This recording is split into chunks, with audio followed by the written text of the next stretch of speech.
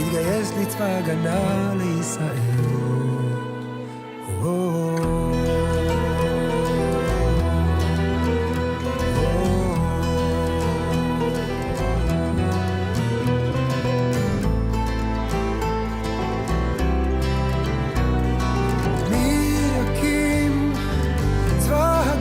למקס, מי יקים צבא הגנה לאורי, מי יקים צבא הגנה לניטאי, מי ילחם על עמיתי, מי יקים צבא הגנה למקס, מי יקים צבא הגנה לאורי, מי יקים צבא הגנה לניטאי, מי ילחם על עמיתי, הלוואי.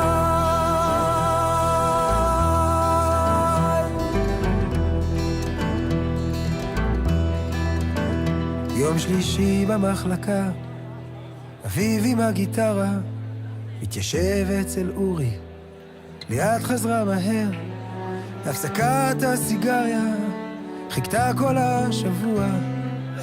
כל השבוע לאביב עם הגיטרה.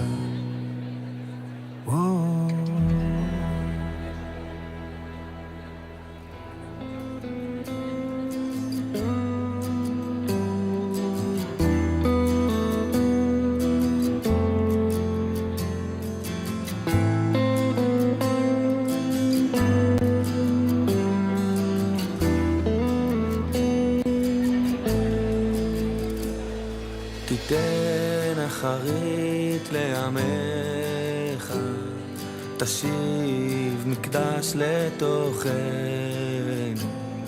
תרומם הר מרומרים, תקומם כרם גדולה, תצהיר מחשקי עיבו, תפאר יושבת בדם, תעתה במלוכה לבדיך, תסיר חרפה מאיר, תנער זדים מזבולך, תמציא צדקה לדעתך, תלבב את רעייתך, תכרות לברית חדשה, תיקר נפשה בעיניך, תתארנה במים. Since 2007, you have taken to the streets across 25 nations in hundreds of cities, being part of a recognized worldwide movement, standing for remembrance, reconciliation, and taking a stand, confronting your own family story and breaking the veil of silence. Against anti-Semitism, against hatred of Jews, against hatred of Israel, and for the Jewish people. For Zion's sake, we must not remain silent. Thank you for marching with us.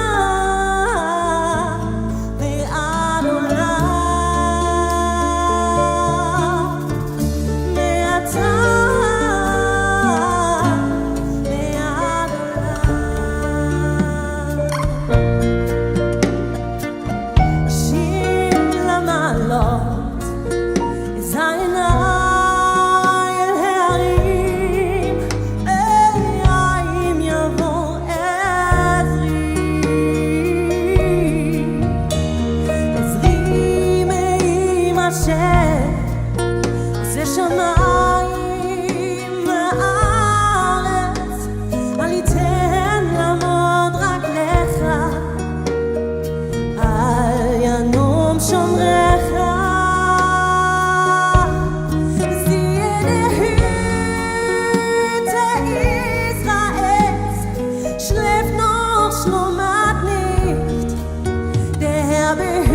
Dich ist ein Schatten über deiner Hand,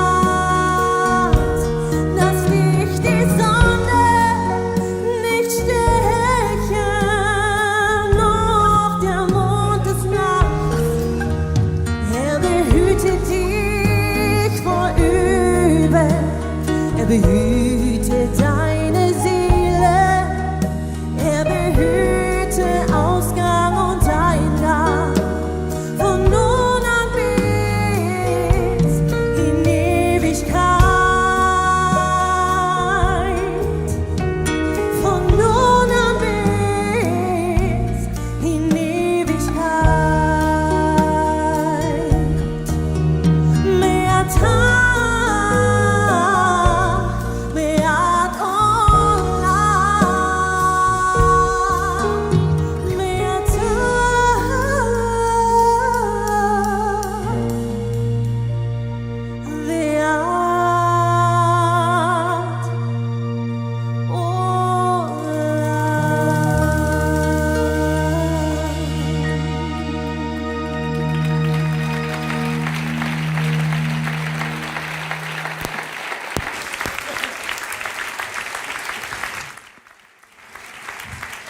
So ein ganz herzliches Willkommen. So a very warm welcome here for this night to honor Israel at the 11th International March of Life Conference. For Zion's sake, we must not remain silent. That's our motto, and our night to honor Israel is exactly that.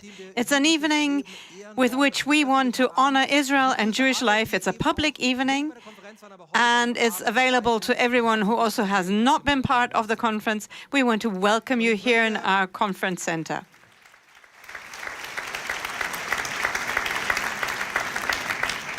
And first of all, I would like to welcome our guests from Israel. First and foremost, of course, Irene Shachar, Holocaust survivor and a former professor at the Hebrew University of Jerusalem. She will be our main speaker for tonight. And also Louis Har. 2 years ago, he was liberated from captivity as a hostage of Hamas.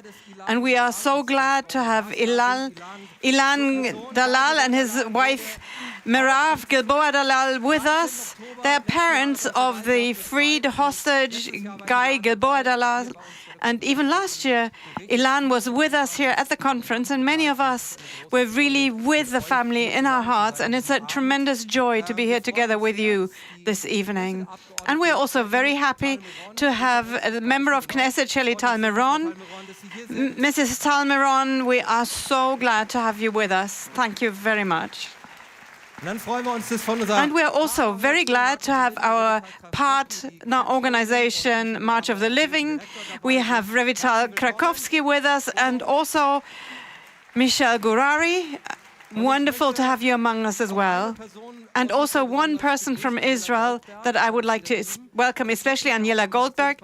Last week, she shared her story at the March of Life conference. She was expelled from or driven away from Metula during the war, and she told us that afterwards she had to clean her house for 3 months, but she said she wanted to do that to make her house habitable again. So thank you, Aniela, for coming and being with us here. I also would like to welcome very much Daniel Neumann, chairman of the State Association of Jewish Communities in Hesse.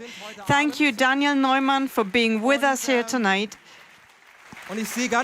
And I see so many friends here of the Jewish community from Stuttgart and Reutling. For instance, Mina Gampel. Mina, it is so wonderful to have you with us here tonight.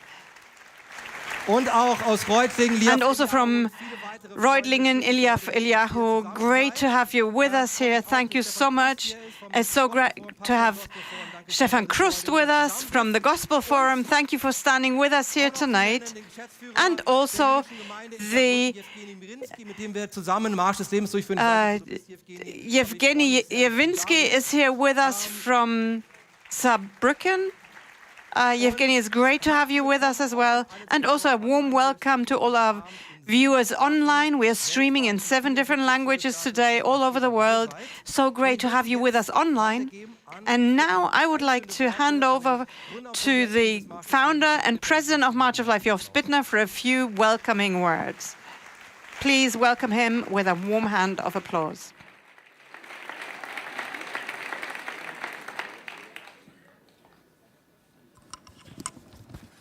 Well, after this wonderful welcome here, I also would like to give you a word of welcome, dear friends. And we are so grateful for this special evening, and I warmly welcome you to this evening, this night to honor Israel. And for us, it's a particular joy and privilege to be together with our friends from Israel, as well as our international representatives of March of Life. Of course, the world has changed since the 7th of October 2023. And the horrific images of the Hamas attack are still vivid everywhere. Today, we celebrate the liberation of the surviving hostages, and we are so glad that Louis Har and the parents of Guy Gilboa Dalal, Ilan and Merav, thank you. It is such a joy to have you with us. Welcome.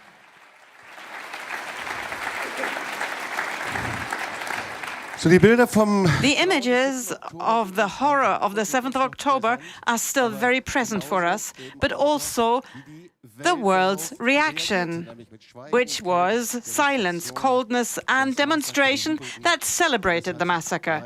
And this unfortunately has not ceased to this very day. A world that could have raised its voice remained silent. And many of us, Christians from churches and denominations, have failed once again. What our Jewish friends heard most loudly was, once again, our silence. Albert Friedlander, maybe some of you know him, was a prominent liberal rabbi, theologian, and one of the most important Jewish interlocutors in the Christian-Jewish dialogue of the 20th century in Europe. He said the following: Auschwitz is not the problem of the Jews, it's the problem of the Christians. Now, what a statement. And what an accusation. Auschwitz was only possible also because centuries of church anti-Semitism had prepared the ground for it. The anti-Semitism of the National Socialists did not fall on hard ground, but it grew on very familiar soil. The Nazis did not have to import anti-Semitism. They found it in the history of the church. They did not have to invent a new ideology. They were able to draw on a centuries-old theological denigration of Judaism. Yes, there is an imported anti-Semitism in Germany, but anti-Semitism itself is not an import. It's an element of our own cultural Christian heritage. And therein lies our responsibility. The church, and I'm not talking any particular church, but I'm including all the denomination and free churches in that, could have played a crucial role after 1945. It could have broken its silence, confessed its guilt, and redefined its relationship to the fact that Israel is chosen. But instead, it remained trapped in age-old theological anti-Semitic stereotypes. And it remained silent. It missed, no, we in Germany missed the opportunity to examine ourselves in the light of truth. The consequences of this failure to work through the past, even though it happens many times in documentaries, in literature, in memorials that we have, and yet we still fail to work through the past in our families, and this can still be felt today. Perhaps an honest reckoning back then would have prevented what we are experiencing today, the return of the old spirits through which, regardless of which political leanings, whether right-wing, left-wing, or Muslim anti-Semitism, once again persecutes Jewish life without hesitation and deny Israel's very right to exist. I am convinced that any working through the past must begin with us personally. And this is the foundation of the March of Life movement. That's why we're here.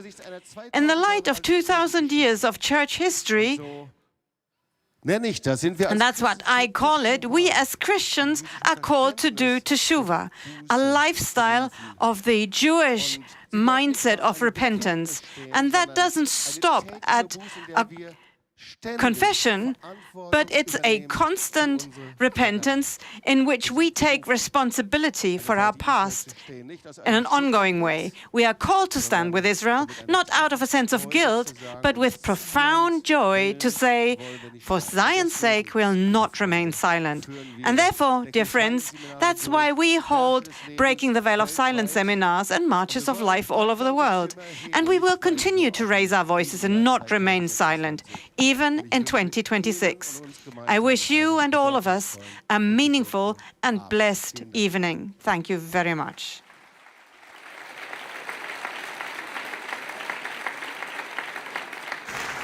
Vielen Dank, Jobs Wittner. Well, thank you so much, Jobs Bittner. I have to welcome one person that I missed on my list, Dr. Reinhard Schenk. He is General Secretary of the German Evangelical Alliance. Thank you so much for being with us. We'll hear from you later on. And we have March of Life directors from 24 nations present with us. And so this conference has brought us all together, and it's a tremendous joy for us. And now I would like to welcome Louis Har.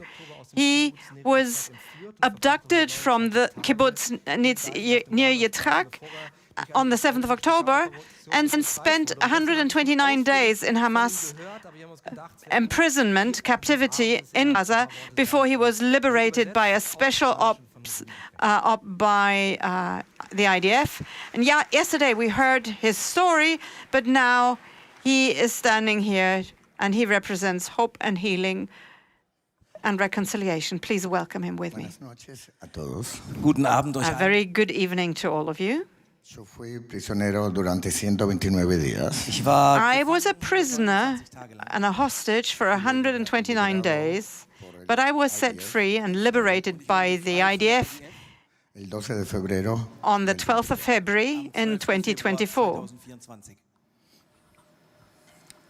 Desde entonces, yo lo único que hago, mi vida cambió completamente.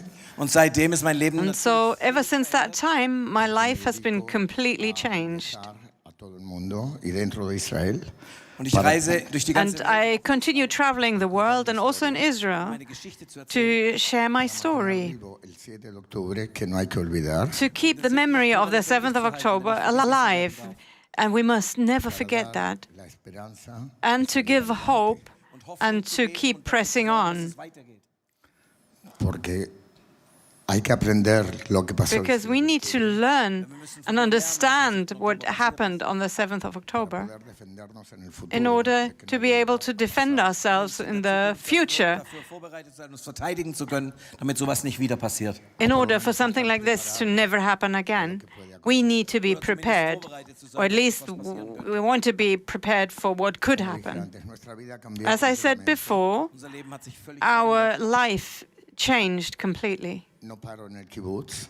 No puedo trabajar en el kibbutz. Ich kann nicht mehr I can't work in the kibbutz anymore, and I can't live in the kibbutz anymore.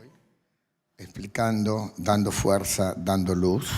und ich ziehe herum, But instead, I travel around to share strength and to spread the light.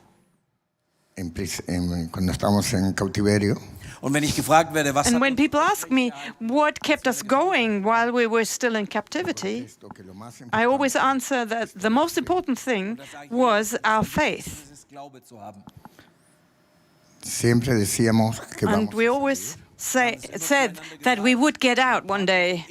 There were my partner and I, and we said we would get out. y vamos, es mejor esperar, pero que seguro salimos. Und wir There haben would be another deal, and so it would be better to wait because there would be another deal struck, so it would be better to wait instead of trying to run away. El and escape. No va a dejar a nadie atrás. Und wir haben And immer we wieder gesagt, always said the Jewish people will not leave anyone behind. So, Fernando, And for that reason, there were Fernando and I. He's my brother-in-law, so llevar una vida en cautiverio, pero tranquila. So in captivity, we tried to lead a very quiet, calm life to preserve our energy. in der Gefangenschaft unsere Energie aufzusparen. Y esperando ver la luz al final. And we always hoped that one day at the end, we would see light at the end of the tunnel. Tuvimos suerte que estuvimos toda la familia juntos. Am Anfang And we were very lucky because I had been abducted as an entire family, so we were together at least. And we were able to support one another. Por eso ahora estamos los 5 miembros de la familia en Israel. und jetzt sind wir wieder And zusammen. now, once again, we have reunited all 5 members of our family. We are back in Israel, Wir schätzen unser and we value our lives totally afresh. Cuando salí de cautiverio a las 2 semanas, Das erste, was ich And gemacht the habe, first thing I did 2 weeks after I was liberated from captivity, first thing that I did was I started dancing again, weil da kriege ich Kraft her. because dancing is what provides me with new strength. que seguimos adelante. Und das zeigt, dass wir And that shows that we will continue, we will press on. Que en cautiverio llegamos a una situación que comíamos una pita por día. And while we were in captivity, there was a time when we were given 1 pita per day, the 2 of us. La otra mitad para So mí. half was for Fernando and half was for me. Yo bajé 16 kilos. ich habe dort 16 And Kilo. I lost 16 kilograms of weight. Comida. Und jetzt, wenn So now, when I only see food, I eat. Justamente cuando llegué al hospital, als ich ins Krankenhaus And now, when they took me to hospital, ¿qué quiero comer? haben sie they mich, asked me, "What do you want to eat?" kam ich ins Krankenhaus und sie haben mich gefragt, Because after I was liberated, they took me to hospital for examination, and they asked me what I wanted to eat, and I said, "Do you know what I wanted to eat?" Steak. I said steak. Being Argentinian. Pero me dicen, no, no se puede. But the doctor said, no, you can't eat steak now. Con carne, tenés que You can't begin eating again by eating meat, you know. You start slowly. die sagen, nein, das kannst du jetzt nicht bringen. Du musst deinen Körper erst wieder daran gewöhnen. Du hast jetzt lange Zeit nicht richtig gegessen. Wenn du jetzt gleich Steak isst, das geht nicht. Wir bringen dir erstmal eine Diät, die dich So langsam the doctor said that they would give me some diet food first. So for 3 days, I really behaved well in hospital. But once I got out, I ate steak, I tell you.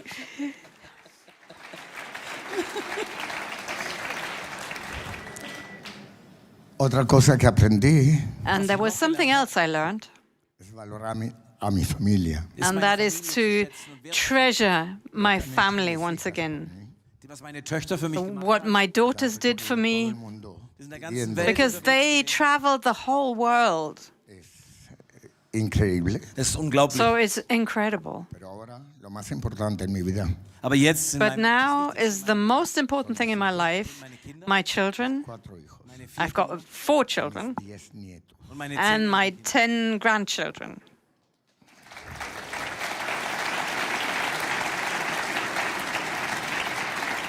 He trabajado muy duro para eso. Ich habe kräftig I really worked for that, okay?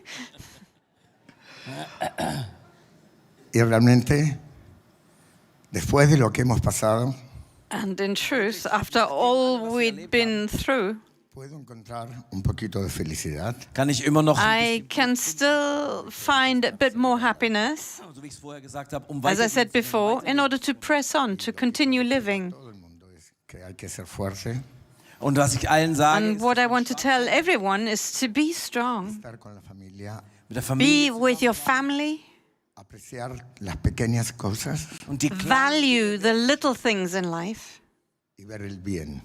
and see the good zu suchen und Gutes and zu seek the good and do the good. So, gracias por escuchar. So for that reason, thank you very much for listening to me.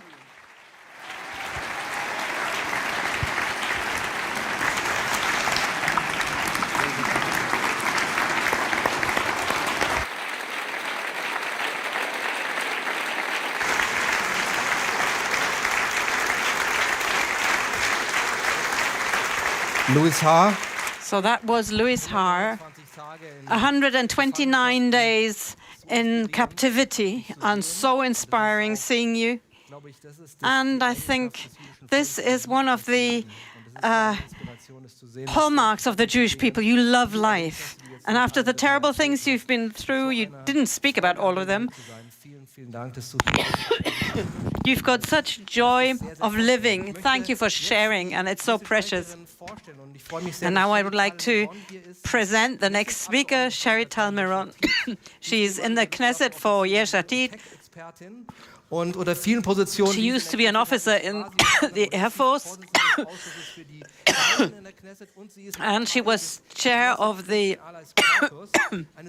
Knesset Christian Allies Caucus, and also part of the working group for the return of the hostages. And she is working for the connection of the Knesset to the Christian world. And thank you also to Josh Reinstein. He's chairman of the Knesset Christian Allies Caucus, and he helps us connect with members of Knesset for our different events. So Shelley, thank you for being with us. Please welcome her with a big hand of applause. Coming.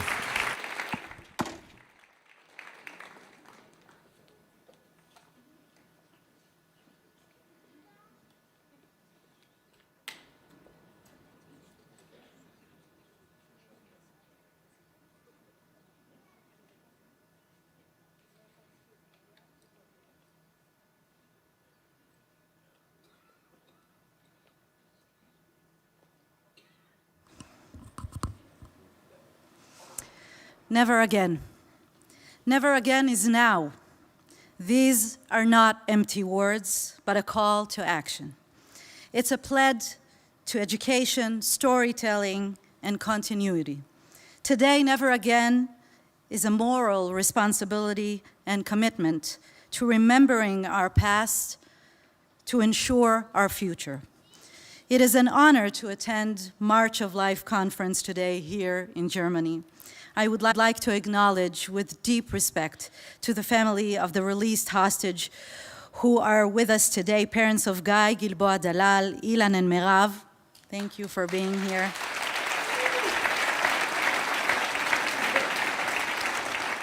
And released hostage, my dear, dear Louis Har, who is such an inspiration.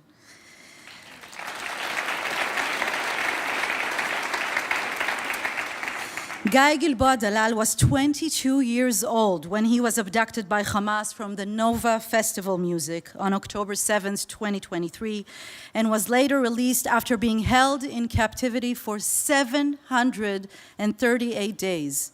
Louis is 72 years old and was held captive by Hamas 129 days before being rescued by Israeli military operation in February 2024.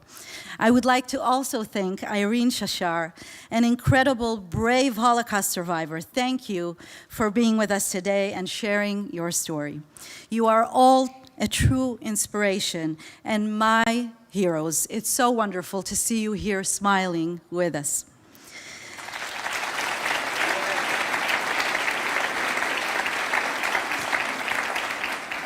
Having you all here with us today is a true victory and proof of the unwavering Jewish spirit that dates back to when Daniel was taken hostage against his will to the city of Babylon. Daniel never lost hope, and neither did you. I'd like to extend a special thanks to Jobst and Charlotte Bittner, of course, the founders of International March of Life movement, and Heinz Royce, of course, International Director of March of Life, for having me today, and all the distinguished guests that are here today. Thank you. Your commitment to remembrance, education, confronting anti-Semitism is so important and deeply appreciated. Remembrance alone is not enough. Memory must inspire action, and your movement demonstrates exactly that. Your work in preserving memory, standing against anti-Semitism, and amplifying the voices of survivors is not only important, it is essential, especially now. We meet at a moment when Israel is navigating one of the most complex emotional, social, and political periods in its history. As chair of the caucus for the return of the hostages, I have spent the past 2 years fighting in both the Israeli international arenas for the safe return of our brothers and sisters. I was a strong advocate for survivors of the sexual and gender-based violence perpetrated against Israeli women and men on October 7th. With unwavering resolve, I worked to ensure recognition of their trauma and the validation of their experiences. The people of Israel deserve justice, healing, and our full support. The hostages have come back home, thank God, and I'd like to acknowledge the bravery of our soldiers who contribute to making this possible. Yet the country is far from healed. Families are still wounded, and the country itself is searching for a path towards recovery. Israel today is living through a profound collective trauma. Almost every Israeli knows someone directly affected, a hostage, a fallen soldier, an injured reservist, a displaced family. Collectively, the country is still processing grief, trauma, and relief. Healing, therefore, cannot be only individual. It must be national. It means investing seriously in mental health services, trauma, rehabilitation, and community rebuilding. It means creating space for mourning, but also allowing hope. And perhaps most importantly, it means acknowledging the recovery will take time and leadership. Closure is not a single moment, but a process. Across Israel, families are rebuilding their lives after war and displacement. Entire communities, particularly in the south and north, were uprooted. Homes were destroyed, businesses closed, children were interrupted in their schooling. Reconstruction is not only physical. It is social, it is emotional. Communities need security, stability, and confidence that their future is protected.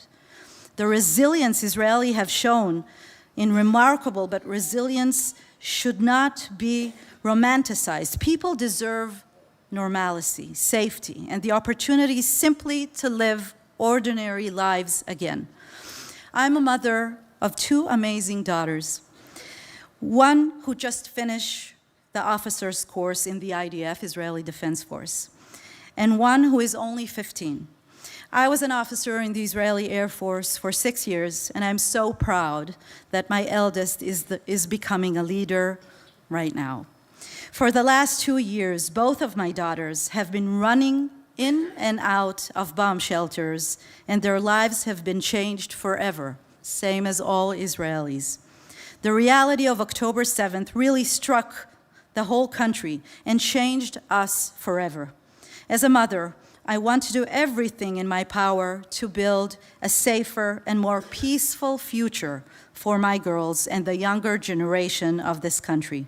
I hope that that what I had experienced as a child and the wars that I lived through won't be their reality. For the hostages who return, freedom itself brings a new set of challenges. We must do everything we can to help them rebuild their lives after being held hostage in Hamas terror tunnels in Gaza. Nothing will ever return them to the lives that they had before October 7th.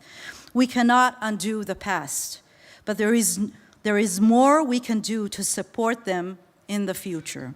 The current Israeli government has established some support mechanisms, but we must be honest, financial support alone cannot restore what has been lost.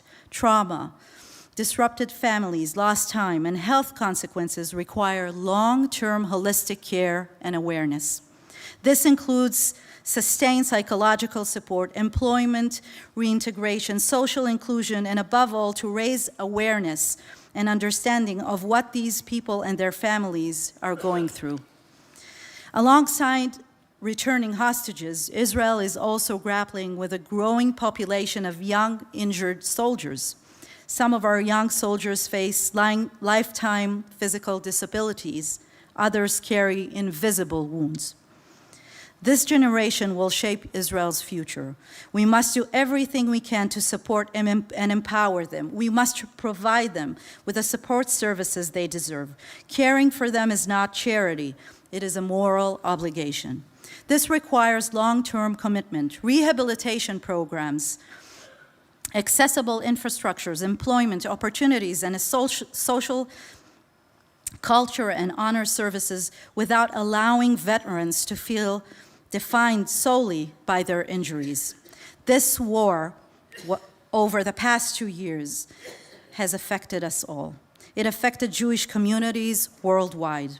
We have witnessed unprecedented surge, the oldest living hatred, but with new words. Now, we are witnessing a new mutation of anti-Semitism that is cloaked in political correctness and Islamic dog whistles. It manifests in violence, harassments, conspiracy theories, and the delegitimation of Israel. Anti-Semitism has changed, but so have we. Healing, therefore, must also be trans-international. Dialogue between Israel and diaspora, Jewish and Christian communities are paramount. We must stand in solidarity and take action for a peaceful future. Combating anti-Semitism requires more than condemnation. It demands education, moral clarity, political courage, and sustained engagement from civil society. It also calls on us to take ownership of our shared narrative, Jewish and Christians alike, and to defend the history, values, and biblical foundations that connect us. The Old Testament, the Torah, reflects a moral and historical tradition that has shaped both our faiths, including a deep-rooted recognition of the biblical significance of the land of Israel. Protecting that shared history has never been more critical.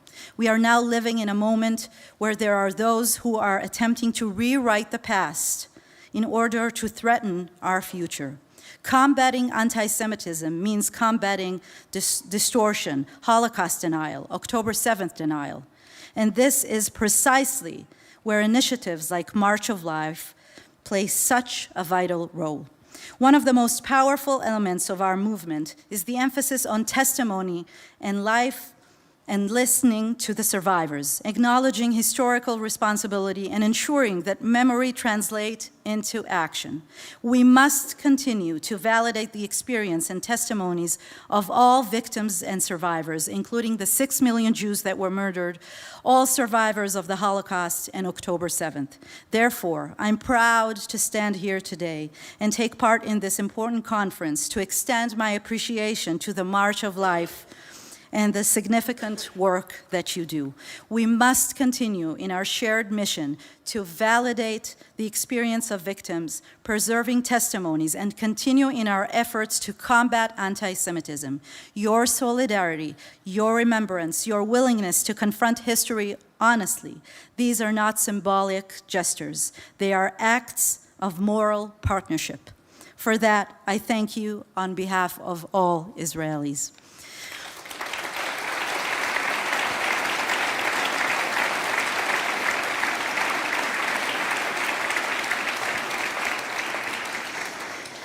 Because together, through remembrance, responsibility, and action, we can ensure that never again remains not a memory of the past, but a promise for the future. Thank you for standing with Israel and the Jewish people. In closing, I'd like to leave you with a final message from the Torah, the Old Testament. Zechariah, Ko amar Adonai tzvaot, oavu emet v'shalom. Thus says the Lord of hosts, love, truth, and peace. The verse closes with a moral call to love, truth, and peace, urging the people to embrace honestly, integrity, and peaceful conduct as they rebuild their societies. This is a message we should all carry with us as our country moves forward on the path to recovery, to love, truth, and peace. Thank you very, very much.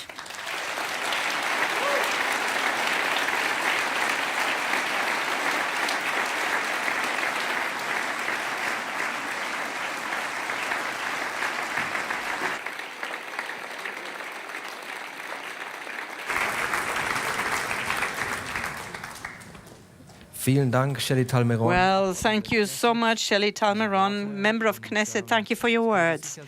And you can be sure we will not stop doing just that, fulfilling the call to remember and to raise our voice.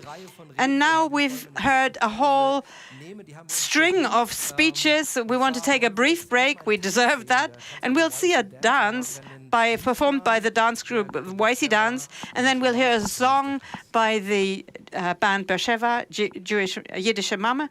But first of all, the dance.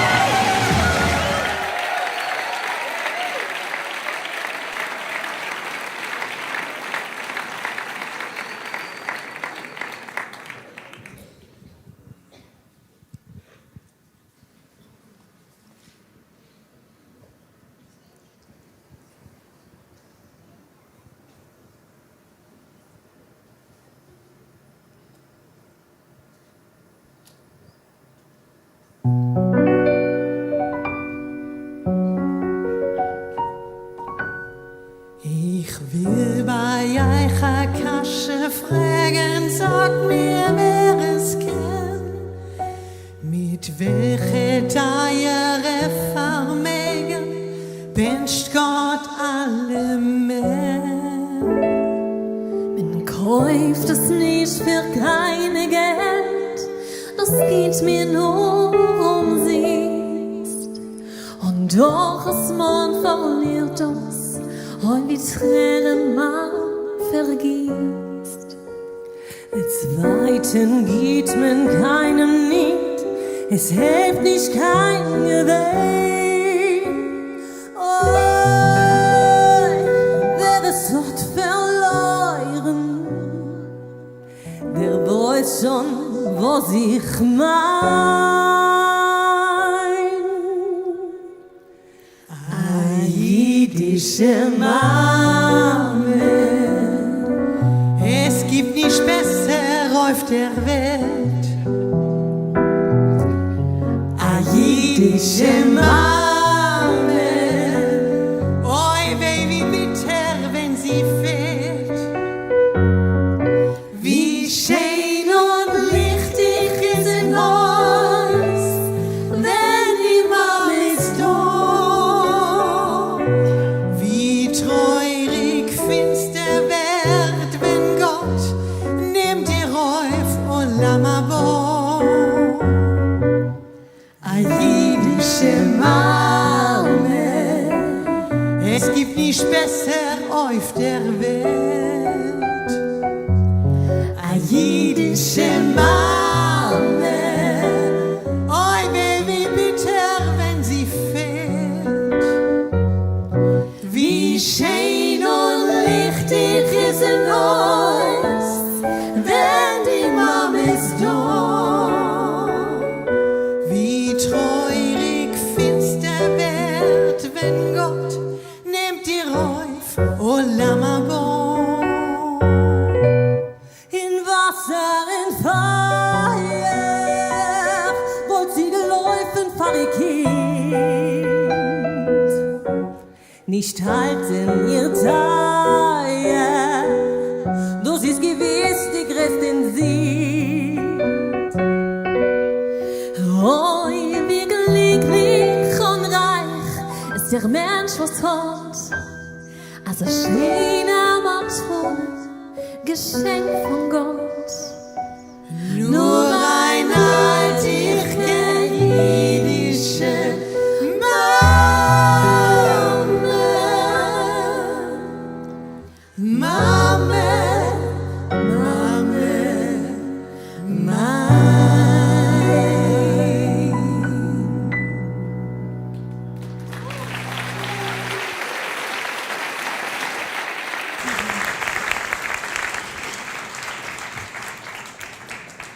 Jiddische Mama, A Yiddische Mama, performed by Gudula Kash, Kim Sophie Kash, and Gudula Raga, die Hauptsprecherin des Abends. Anna Raga. And now I'm looking forward to the main speaker of the evening, Vor dem Zweiten Irene Sher, born as Ruth Lefkowitz prior to the Second World War in Warsaw. And she wrote a book, I Overcame Hitler, or I Conquered Hitler. And I don't want to speak much more about her life because she will share. And thank you so much, Irene, that you are here today, that you have come to the March of Life conference. Please welcome her with a big, warm hand.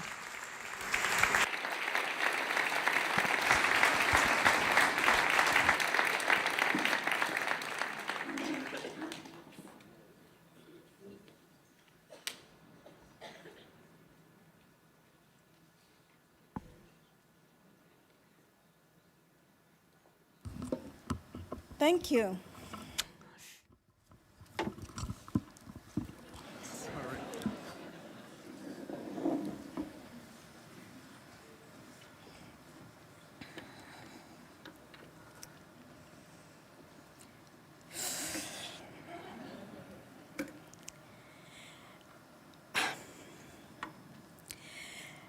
Ladies and gentlemen,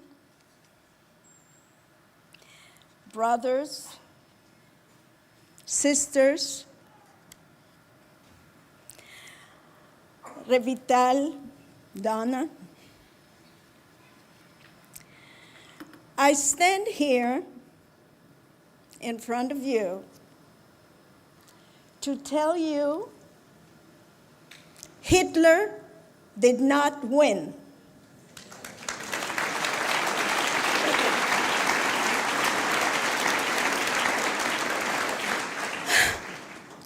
I was born in Warsaw, Poland in 1937, the only child to David and Helena Levkovich. Those early years were filled with love and warmth. But by 1939, the Nazis had invaded Poland, and the seeds of genocide had been planted. My peaceful childhood became a nightmare. We were forcibly taken into the Warsaw Ghetto, and suddenly we were starving. We were struggling, literally, to survive. This glass is going to spill out. One day, while my mother and I were searching the streets of the ghetto for scraps of food, we heard a piercing scream. We rushed back to our cramped apartment in the ghetto, and as my mother forced her way through the crowd, there was my father, dead, lying on the kitchen floor. He was bleeding from a gash on his neck, his throat. Someone had come and assassinated him. My mother was holding me hard, threw herself on top of him, sobbing, pulled me down with her. My arm had no place to rest but in a pool of my father's blood. That was the last time I ever saw my father. That moment, that particular moment, changed everything for us. It was not just the loss of my father. It was the loss of our last piece of security. Soon after my father's murder, while we were out again on our daily search for food, my mother suddenly stopped, pulled open a sewer cover. She tossed me down through the shaft, and the world, for me, went dark. It was wet, it was dirty, it was awful. All I could feel was the stream of smelly water splashing against me, against my face. I clutched my beloved doll, my Lalechka, and I waited. Slowly, my eyes adjusted to the darkness. I was standing in a filthy tunnel.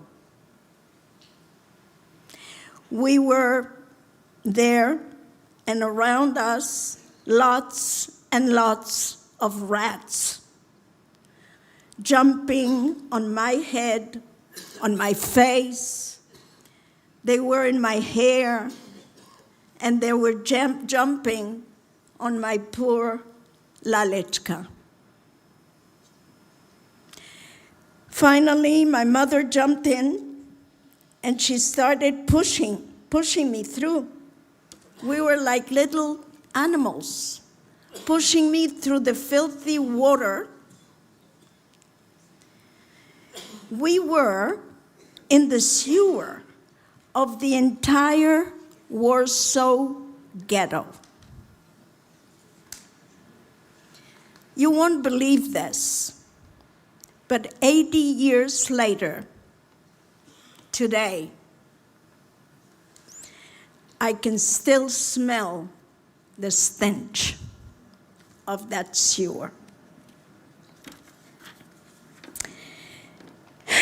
Then, as suddenly as it had begun, my mother hoisted me up the shaft, and I crawled up, she after me. How far we had to go under the ghetto to come out, to escape outside of the ghetto walls. We were now in the Aryan side, Aryan Christian side of Warsaw, where it was absolutely forbidden for the Jews like us to be. My mother was a beautiful woman, blonde hair, blue eyes, and she could pass as a non-Jew easily. She found work in the homes of some friends, not Jewish. Even though hiding a Jew was punishable by death, not just for them, but for their entire family, and sometimes even for the entire neighborhood if they found a Jew that's being hidden or held. ¿Quieres agua, amor? Luis, ¿quieres agua? While my mother worked, she hid me in closets. I was red-haired. I was looking very Jewish. I inherited that from my father. She told me to be quiet in the closet. She promised me that she would come by, bring me food and a potty, which I shared with my Lalechka. And she also kissed me and told me many times that she loved me. I became what is known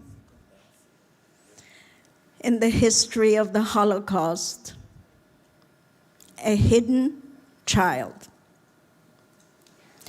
I spent hours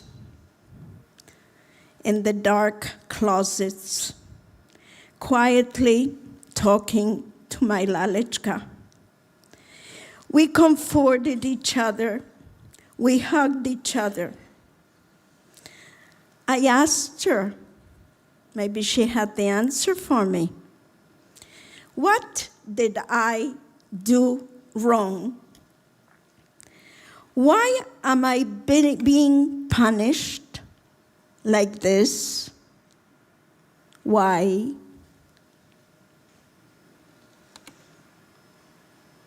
My mother told me that if I behaved well, if I was a good girl, all this would just finish, and we would go out to the park to play. But even though I was very, very good, the war did not end.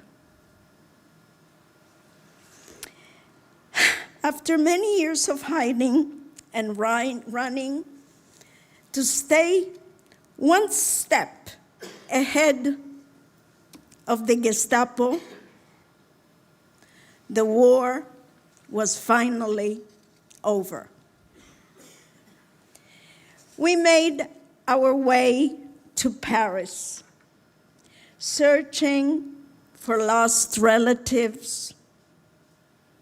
My mother found work in a hotel, but there was no place for me. So she sent me to an orphanage, Le Manoir de Denouval in Andrézy. All the children, by the way, there were French orphans whose parents had been deported to death camps during the war.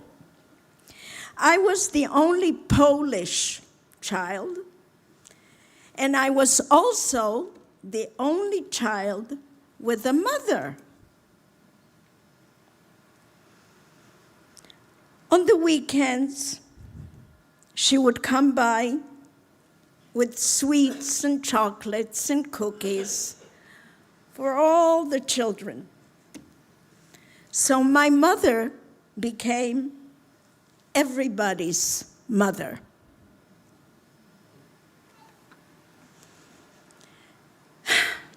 In 1948, when I was only 10 years old,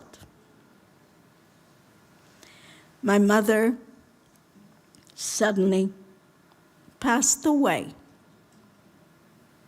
Before even I was able to ask her any questions about life, about what we went through, about why we were persecuted,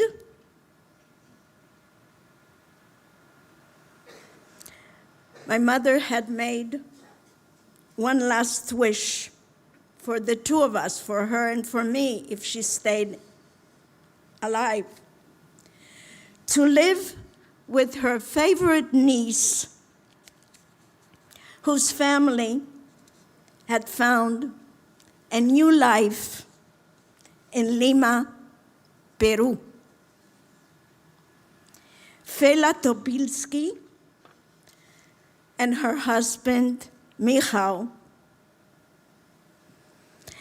who took me in and gave me love and safety in their home in Peru, together with their two children, Marcel and Sonia. I am forever, ever grateful for their generosity. I tried to show that I deserved their love by being the best student I could be, earning a scholarship to New York University, and eventually from there, making Aliyah to Israel.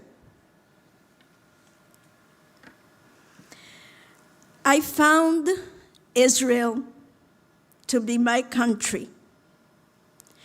I had the privilege to contribute to the education of generations of students at the Hebrew University of Jerusalem for 40 years, teaching applied languages. I am blessed with the opportunity to have children and grandchildren. I did the very thing Hitler tried so hard to prevent. Hitler did not win.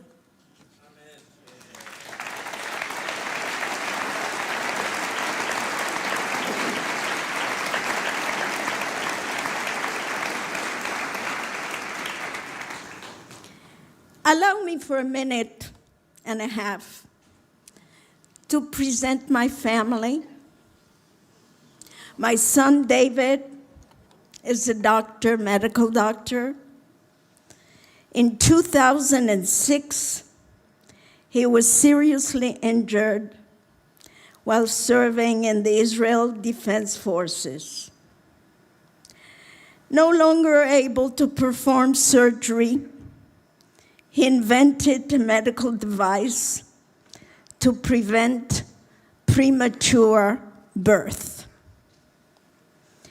His wife, Rotem, is an intensive care nurse who treats seriously injured patients of all races and religions.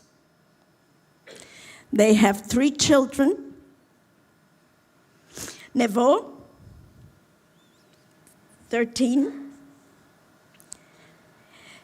Omer, 11.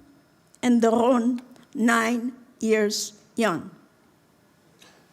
My daughter, Ilana, my mother, Elena, is a senior social worker and a trauma specialist. Since the October 7th massacre, she has been helping the community to deal with the trauma of war.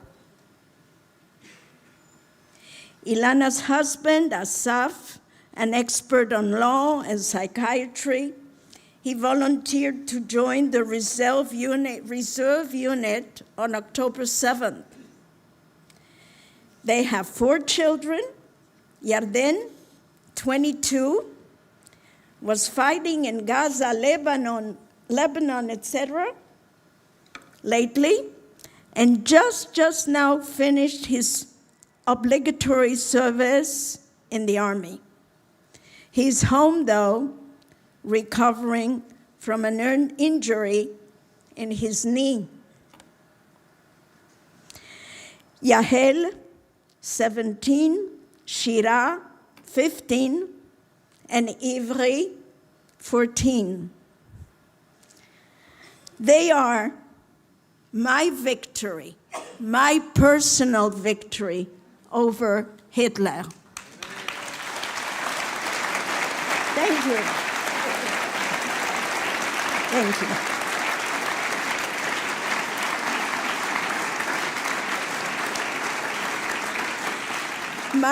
My grandchildren have their whole future in front of them. And it breaks my heart to see them growing up in war. I didn't speak of my past to my own children until they were adults.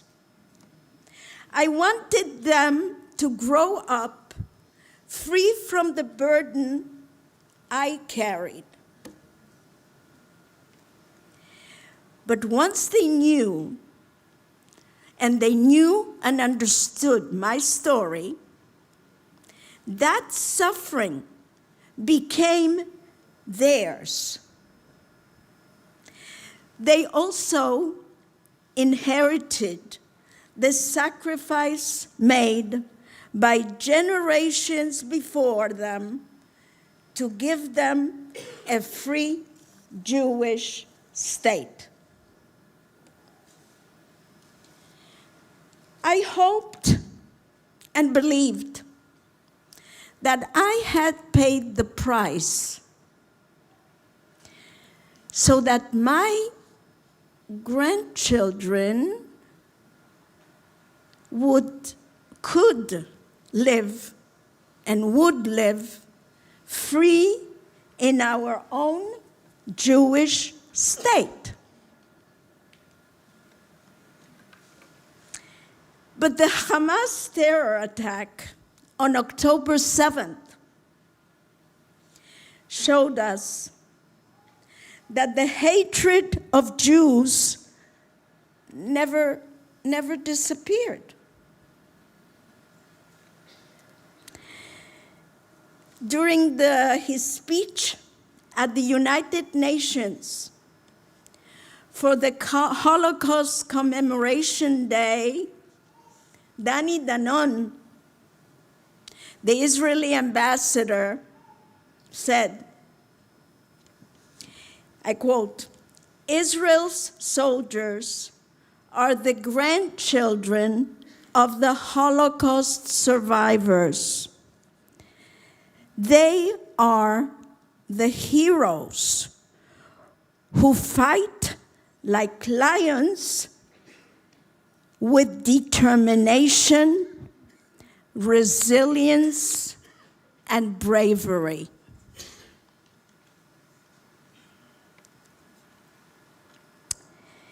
Today, my grandchildren are the soldiers who must fight for a Jewish survival. My grandchildren,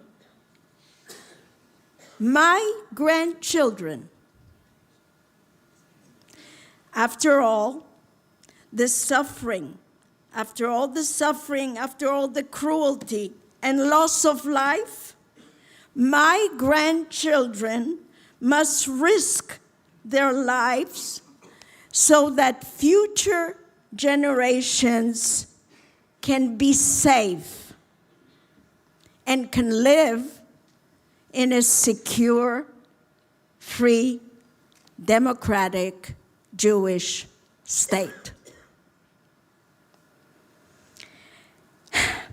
Last year, I participated in the March of the Living together with Revital. At the gates of the Nazi death camp, Auschwitz, I hugged Israeli survivors, hostages who were recently released from captivity in Gaza, who endured hatred and hell. I hugged them, and I whispered to a young survivor, Agam Berger. We were standing right under that sign, Arbeit macht frei. And I whispered to her, there's about 70 years difference between us. Life is beautiful. Take my word for it. I've gone through what you went through, survived, and I lived a full life. I give you this hope as a gift from me to you. I am speaking out today for this hope. Since October 7th, anti-Semitism has risen dramatically. Dramatically all around the world. This should be unacceptable. Elie Wiesel, my good friend, may he rest in peace, hoped that anti-Semitism perished in Auschwitz. Never again should truly mean never again. Silence, my friends, is agreement. The world was silent for 6 years. And 6 million people were murdered, including 1.5 million children like me. You know, if only the world would have cried out sooner and done something about it. A year, 2 years, 3 years earlier, maybe my family would still be alive. Silence runs deeply through generations and buries the secrets of the past. Your stories matter. They bridge the past with the present and remind everyone that discrimination in any form is unacceptable.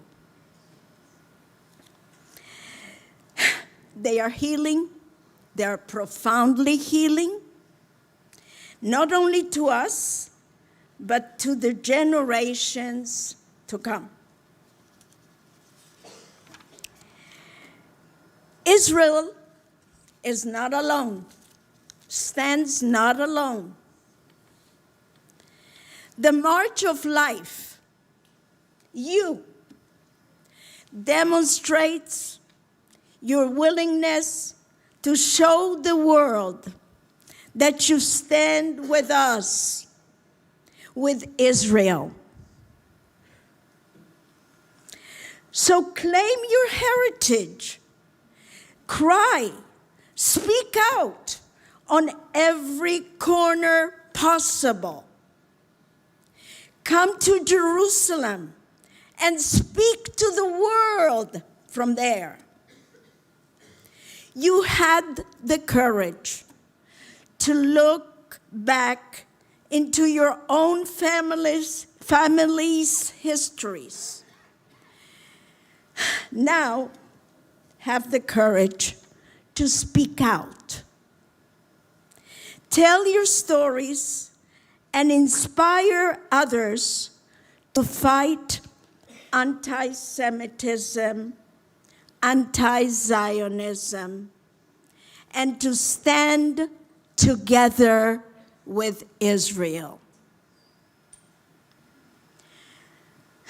I am speaking to you and I'm asking you, because you have done the hard work.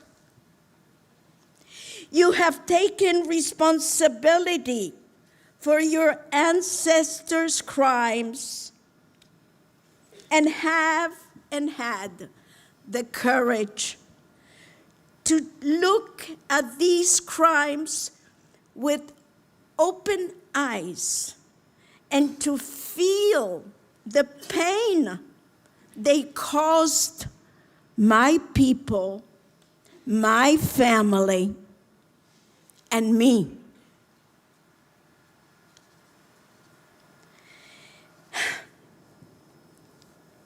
I feel at home with you.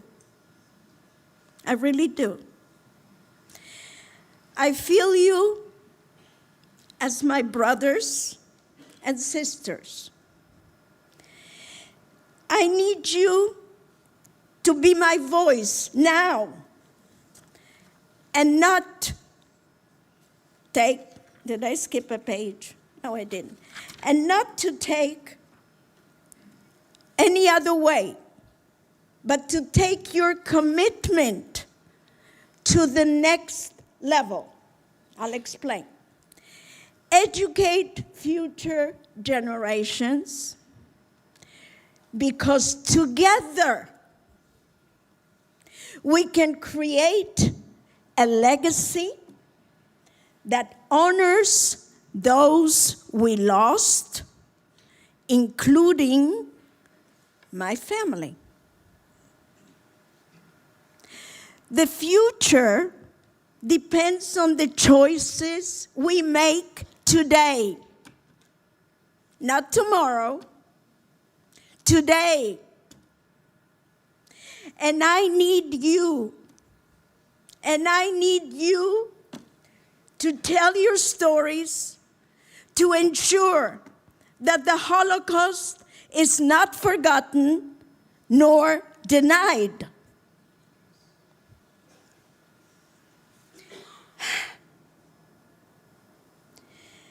I stand here today at the age of 88 years, survivor of the Holocaust, and I feel a fire in my heart. My time on this earth is running out, and I need your help. I need you to be my voice. I need you to stand up against the rising hatred and anti-Semitism that threatens the world again. We cannot let history repeat itself. The pain of the past is still in my heart, and I need you to speak for me and not allow silence to grow into hate.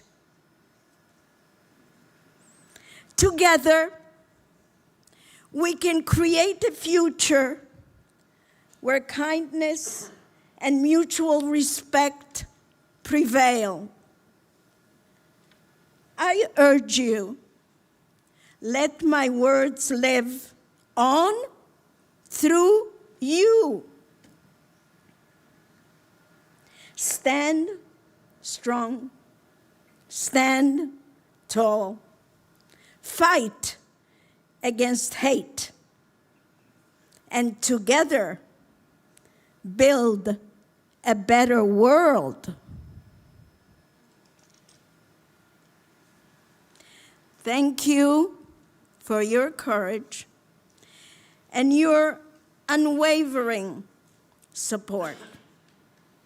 But when we stand united, we grow stronger in the fight against anti-Semitism and anti-Zionism. Let's move forward for Israel, for the Jewish people, and for a world that embraces dignity, justice, and humanity above all. Hitler did not win.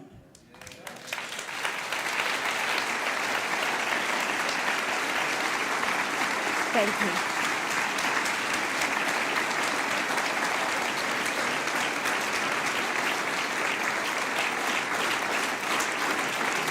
Thank you.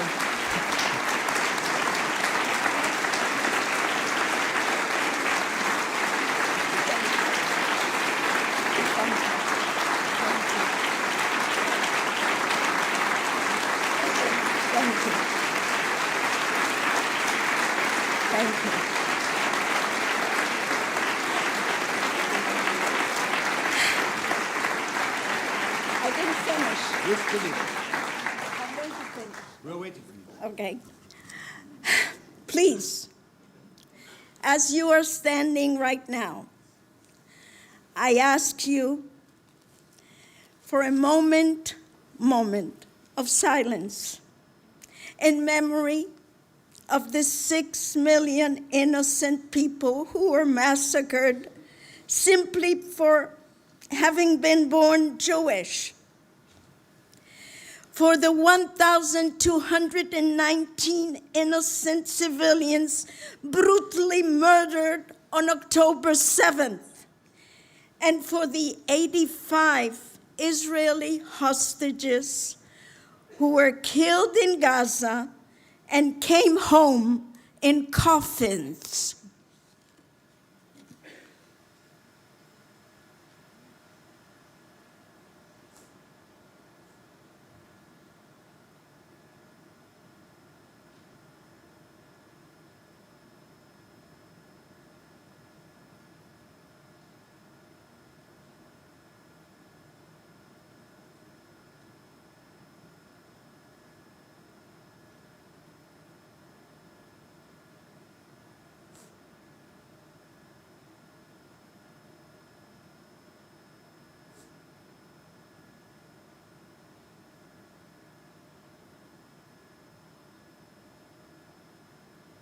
Am Yisrael Chai.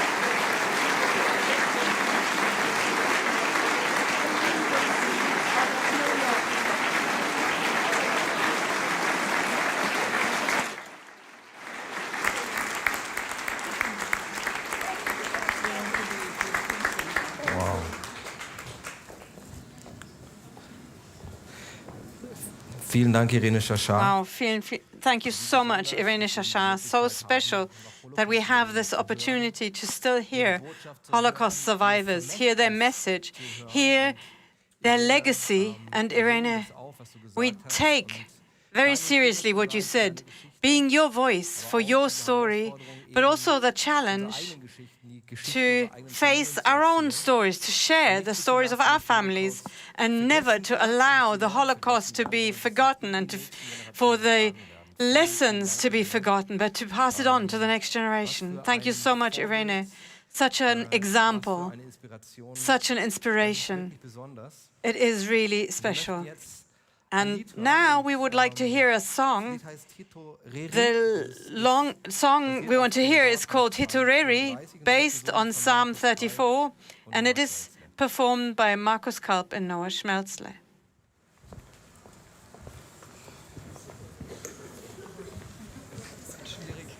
Okay, come on.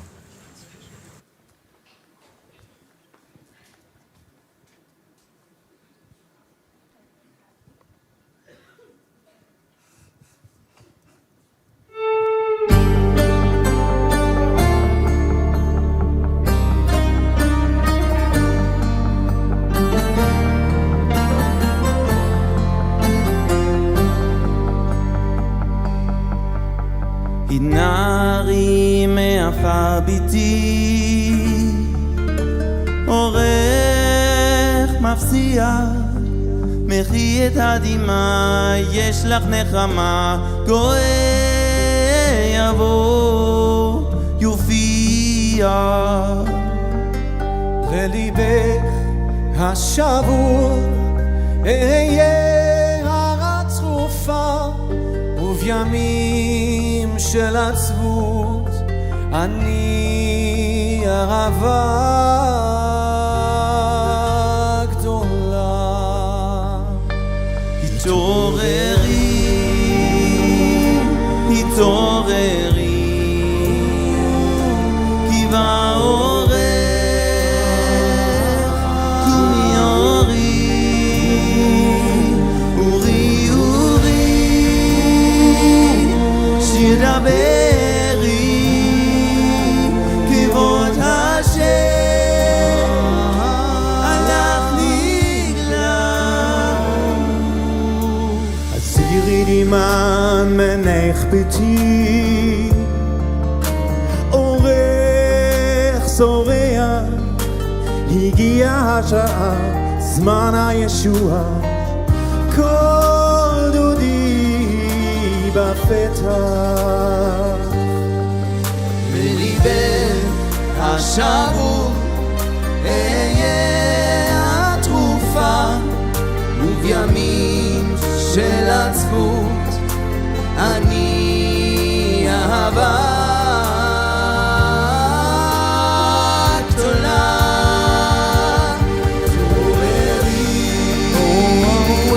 התעוררי כי באורך קומי אורי אורי שדבר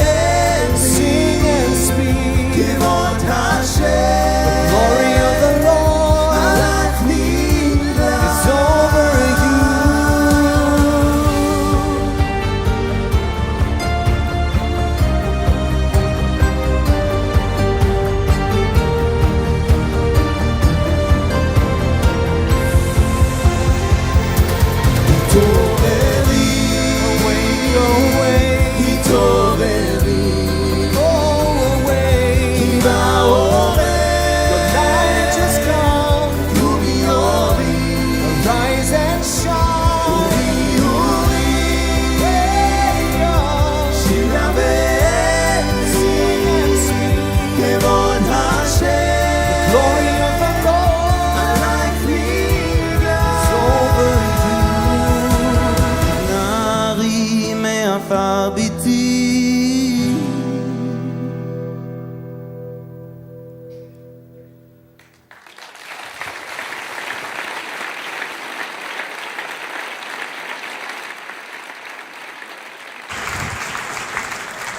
So, wir werden jetzt in den zweiten Teil unseres Abends Now we will start and go on to the second part of this evening. And I want to point out the book of Irene Sher. I Have Conquered Hitler. It's Irene's story, and I highly recommend it. And combined with drawings, illustrations, pictures, her story. You can buy it at the end of this evening at our media shop. And tomorrow, Irene will even sign your books. So now we will go on with a panel. And our topic will be, for the sake of Zion, we may not remain silent. What is the meaning of our voices for Jewish life? And I'm very excited that Daniel Neumann is here, chairman of the State Association of Jewish Community in Hesse, and Reinhard Schenk, Secretary General of the German Evangelical Alliance. So I welcome you here in the front. You get your own microphones.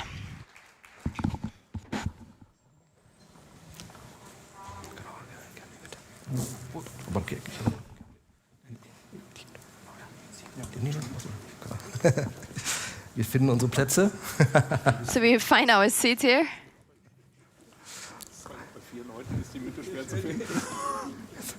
Man einigt sich auf die Plätze, das ist sehr gut. Da haben wir doch schon We agreed on some seats. Also So this is Christian Jewish understanding here, right in the beginning. So the topic is, what meaning has the Christian voice to Israel and Jewish life? And we will speak about it connected to the explosion of anti-Semitism these times. And Mr. Neumann, I would like to ask you to tell us what is the experiences of the Jewish community and you personally after October 7th. I feel almost uncomfortable after what Irene Sher shared with us about her story, her life, and to what we heard from Louis Har. I'm now very humble to speak about our German problems with anti-Semitism because they seem so little, which of course they are not. October 7th not only shook Israel, but the entire Jewish world. And to Israel, like Mika Goodman said, it was a near-death experience. And for us, it was a re-traumatization because many Jewish people who live in Germany, they have experiences and are connected to the Holocaust because of the family histories, and the pictures rise within them, but families told them, Jewish people who were hunted, pursued, slaughtered, burned, they had no place to go and they were not safe even in their own houses, but helpless. Mit der jüdischen Gemeinschaft in Deutschland and to the Jewish community in Germany, that changed them, and it was a re-traumatization because after all these things that we thought were part of the past, the history eigentlich hätten wir das wissen können. Catched up with us, and we could have known and we should have known. We Jewish people, we are really kommt in der Torah, in der hebräischen Bibel 256 Mal vor. The word Hohai, remember, is a few hundred times in the Torah, and it's said in each generation they will rise up to destroy you. In every generation. And still, my generation, we were hoping that it would not happen to us, but it did happen. Again, it happened to us and it happened to Israel. And the shock waves of anti-Semitism, the results that have shown in the entire world for Jewish communities, Jewish people, Jewish life, and the dramatic thing is that from experiencing the slaughtering in Israel, that besides politicians and a few church members, we were confronted with a isolation, with a silence that shook us. After all the words, all the never again, and Jewish life is a gift to our country, and we stand with you.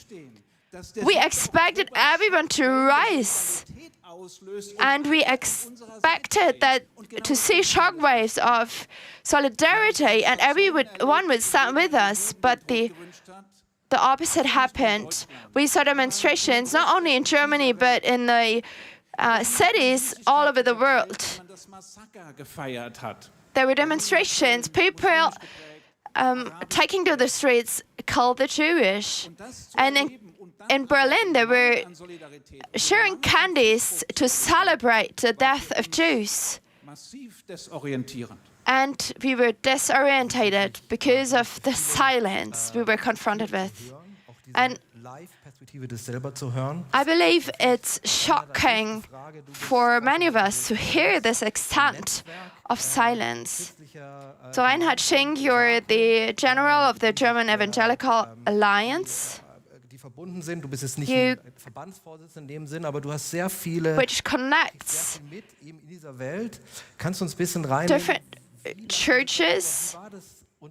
And can you tell us about the reactions in the churches and the ministries in your alliance? And I experienced it similar to Mr. Neumann, a short shock moment of solidarity, and then quickly, it was not a uprising and a standing with their words, but also in the Christian world, many discussions, many sentences that, of course, are right, that we have to consider also the suffering of others. Of course, that's right, but they don't carry us through. And we heard almost no loud and clear voices saying, forget Ich habe viel zu wenig It's a no-go in our country to celebrate a massacre with candies. das wiederholt haben und gesagt haben, wir stehen tatsächlich an der Seite. And there were some voices, a few voices saying, we stand with Israel. And that they not only say it, but they would stand with us. Selber reflektiert haben, wo ein verdrehtes Denken in unser Miteinander, in unsere Kommunikation I felt that we had really twisted thinking, and anti-Semitism was covered by a taking responsibility for the world, and we were not sensible for what was really happening and is happening in Israel. And the truth was twisted. And we were shutting our eyes, and I realized that we as Christians are guilty because we kept silent, we were not loud enough. And I do believe that when we keep silent as churches because of fear, then we keep silence and we will receive the judgments. So, Job Spitner, one of your central messages is that we have to break the silence. And if you hear all the messages we just heard, what is the challenge for Christians? And where is the silence coming from? And I'm sure there are different reasons. We speak about the Christian anti-Semitism, which is 2,000 years old, and I often express that this is it's like a virus that we still carry around with us. A silent anti-Semitism that comes out and breaks out in these times, and we as churches, and I include our free churches as well. Ich hatte 2011 ein Buch darüber geschrieben, über die Decke des Schweigens. Und da schrieb ich über diesen latenten Antisemitismus. I wrote in 2009 a book, The Well of Silence. I spoke about this Christian anti-Semitism. And back then, people reacted saying, no, there is no such thing. People were smiling at me. But we missed looking at our family histories. And we say that we have, as Germans, worked through our past. There is almost no evening when in German TV you don't see any documentary on the Holocaust or Second World War, and you see so many museums. But it did not overcome the anti-Semitism within us. And we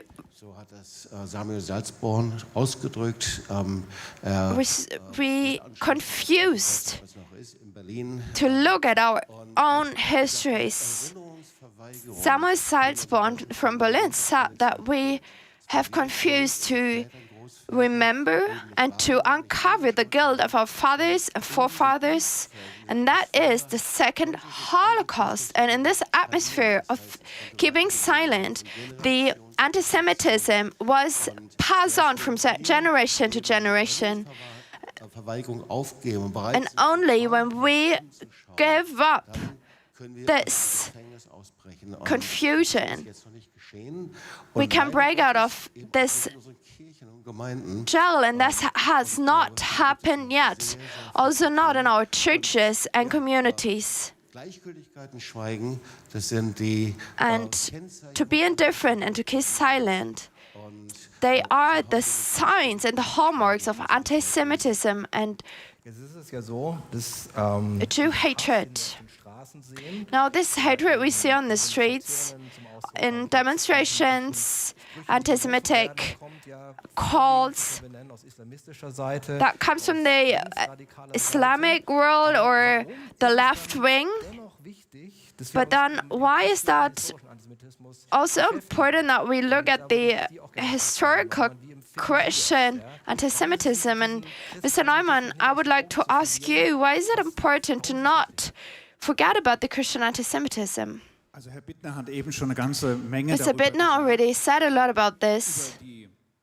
Schuld, about the guilt, Schuld der the Christen church, and the bin ich Christians. hier, Christenbashing zu betreiben. So I'm not here to bash the Christians.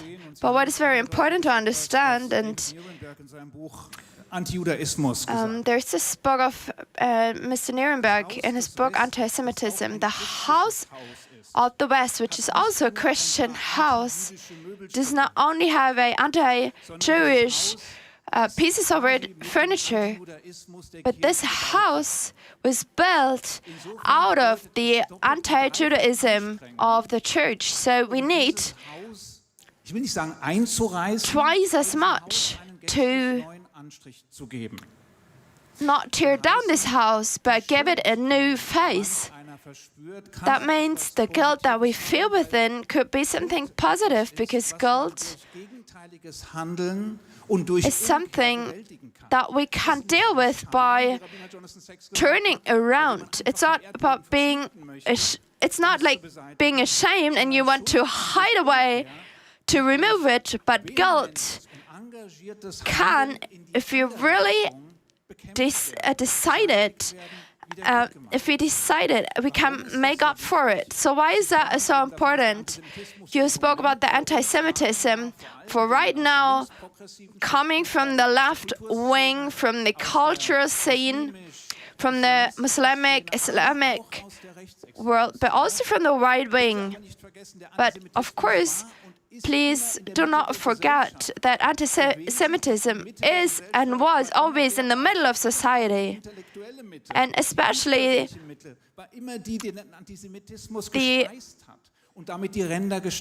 the high society, they also fed the anti-Semitism. So that's why it's even more important to me to speak to those Christian churches who are aware of their past and their responsibility. And it's so important for us to have them with us. And them having them show us we stand with us. And if there were groups who stood with Israel and the Jewish communities bravely and visible after October 7th, then first of all, those were Christian, evangelical churches and free churches. And I want to say thank you from the bottom of my heart.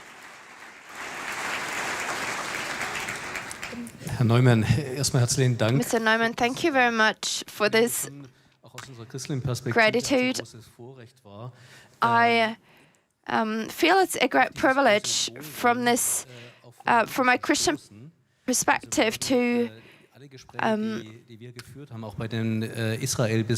hear this. And also when we visited Israel after October 7th, when we went to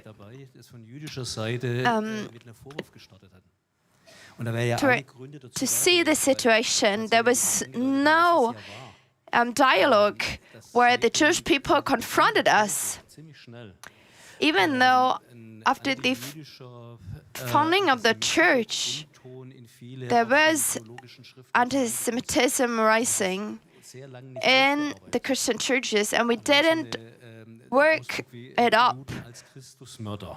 And there were sentences like, the Jews murdering Christ. And now after October 7th, we as the Evangelical Alliance, we withdrew from replacement theology. And despite of all these mistakes we made, all the guilt that we carry around, that we did not have a negative encounter in Israel. So thank you very much, Mr. Neumann. And I see that reconciliation is possible, a new beginning is possible. And now, for me as a Christian, there's an anger within me, because we as Christians should be expert in forgiveness. And my question is, since more than 2 years, why is it so hard for us, so difficult to live in forgiveness, to live in reconciliation, Das wäre der Platz von uns Christen. beginning with us, and that would be the position of us as Christians. And I hope that this will come out more intensely. Nachfrage an dich, weil das wollte ich dich fragen. Reinhard, I have one more question because I wanted to ask you. Du kennst sehr viele Strömungen. Wo nimmst du diesen Antisemitismus, diese You Gleichgültigkeit? know many determinations, but Wo Israel ist, aber wo nimmst du das wahr? Also der where do you see this indifference? So that's most of all this turned around thinking after October 7th. It was not in first place Christian Entschuldigung, der Satz ist in sich schon sowas von zynisch. voices, but we heard this sentence, Right for Freedom, and this sentence is Wir muss das gesamte Bild anschauen und wie so auch immer. not making sense. But people started to turn around passiert. Dass man es vielleicht an vielen Stellen auch gar nicht the victims and the murders, and we didn't look closely, and it shocked me personally when I was on the in the kibbutzim and on the grounds of the Nova Festival. And I saw with my own eyes this destruction and hatred there was. And there were such powers of death. And then we stand aside thinking that we can unser Herz als Christen und als Gemeinden sind und wann wir that we try to help or judge. And I ask myself, when und das sind, glaube ich, die Punkte, an denen wir ansetzen are we müssen. even allowed to be part of this dialogue? And we need to really check our own hearts. Is that in the right place? And these are the main messages that Apostle Paul gave us. So why do we not start living like this? Jobs, you already mentioned the meaning of working through our past. We also heard this from Irene Shasha, who also challenged us. Can you go deeper regarding this, telling us why is it so important to do this? So I want to start with my own family history. My father was a Wehrmacht officer. He came to France, was part of the Frankreich Feldzug.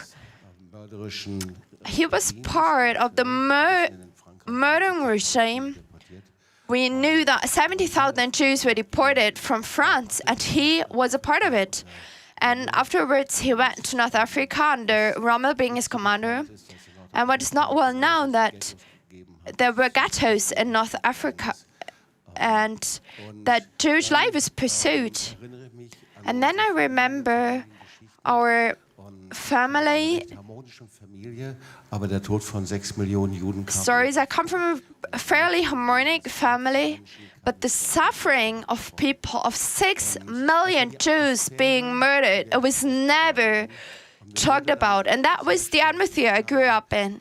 And I quickly realized that even when you are not taking an active part, you can also be guilty and become a part of this by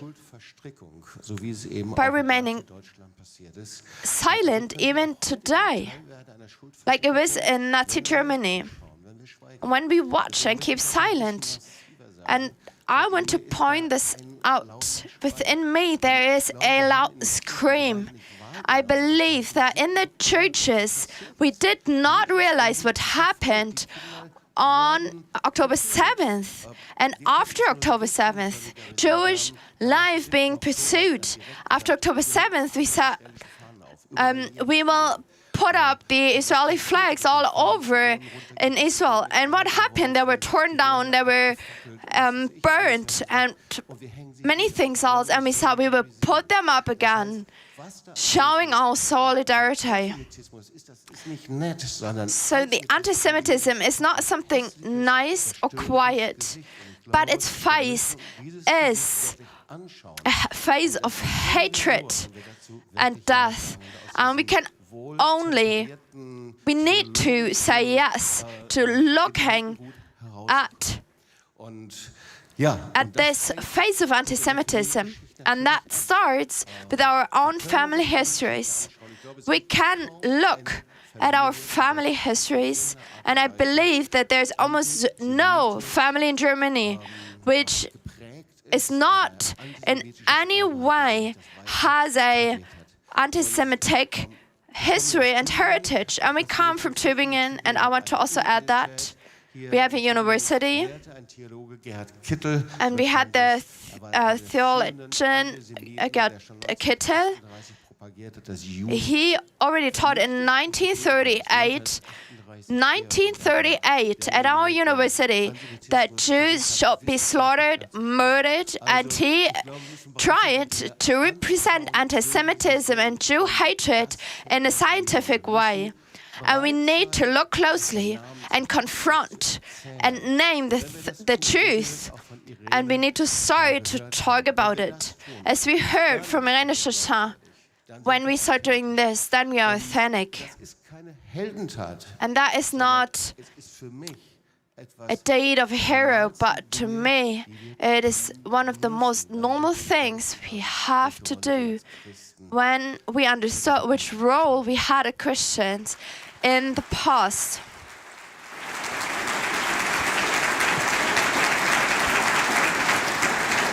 Herr Neumann, eine Frage. Es gibt Mr. Neumann, one more question. There are many people saying, I support Jewish life and Jews are important to me, but I have a problem with Israel. So why is that problematic from the Jewish point of view? First of all, we be aware what Israel is. And I don't speak about Israel as a theologian. You probably know that better than I do. The promise never again was the promise that the survivors of the Holocaust, of the concentration camps, gave each other, that would happen would never happen again. So that was not a mercy from others, but it was a promise they made themselves. And the expression of this promise is Israel. And who wants to support Jewish life cannot do that earnestly without at the same time stand bravely and clearly with Israel.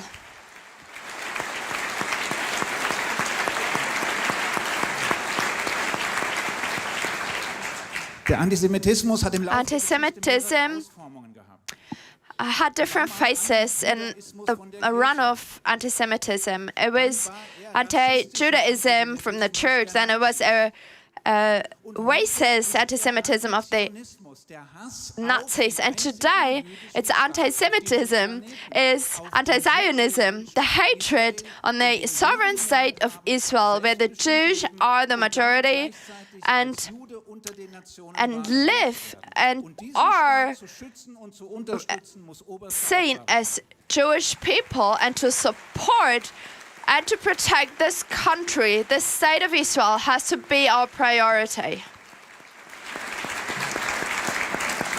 Es ist ja so, die evangelikale Unterstützung für jüdisches The evangelical support of Jewish life and Israel is being criticized. On the one side, we say that it's polarizing or there's a hidden agenda, and the plan is to make the Jews Christians or to make a way for a new theology. And Jobst and Reinhard, I would like to ask you, so that is really a hot potato.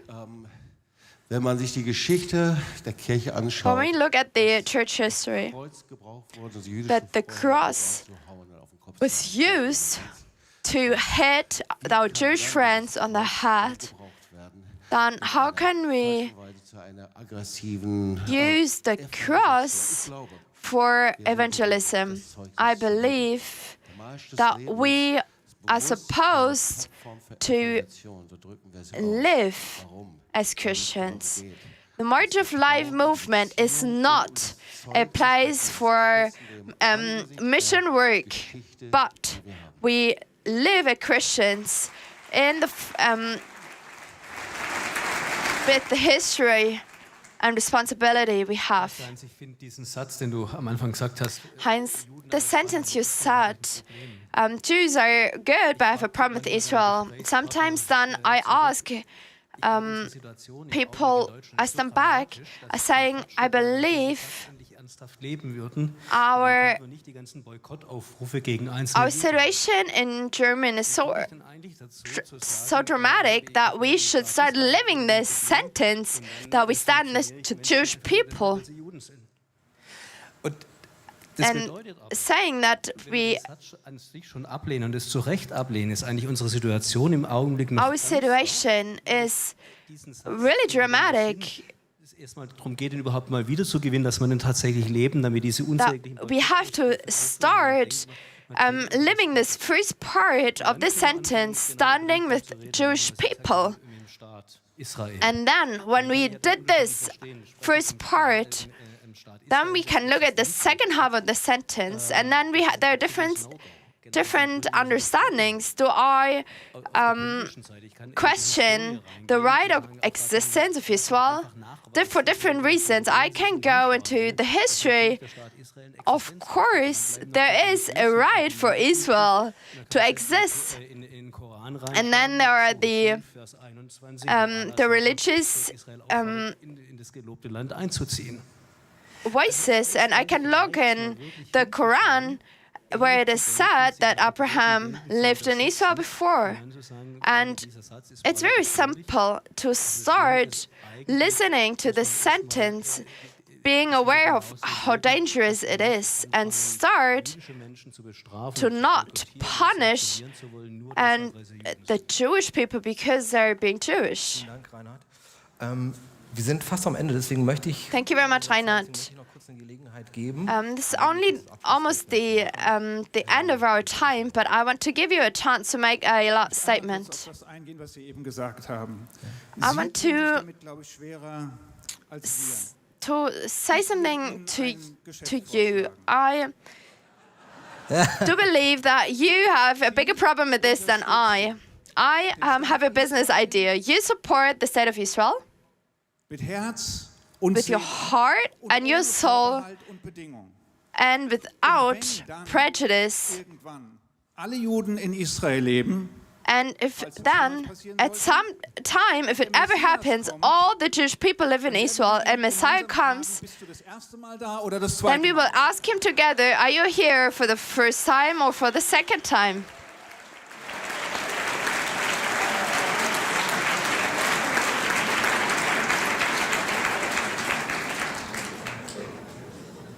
Und etwas Ernsthafteres and to say something more serious that would give us hope. There's a wonderful word from the Israeli author, Mr. Grossman.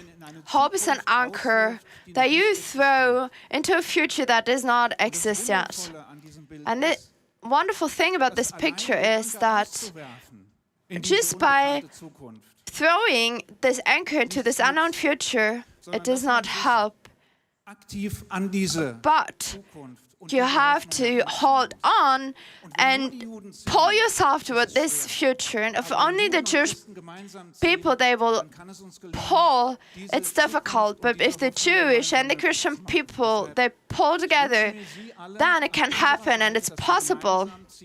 And I hope that we will pull together to this future of a common hope. God may bless you. God may bless the people of Israel. Am Israel Chai.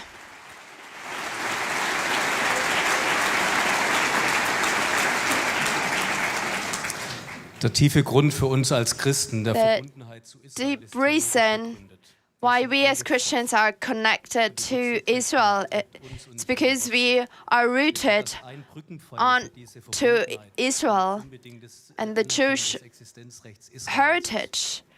And it carries us, and it's for us means for us and for the Arabic world and for all politicians and for everyone who takes responsibility.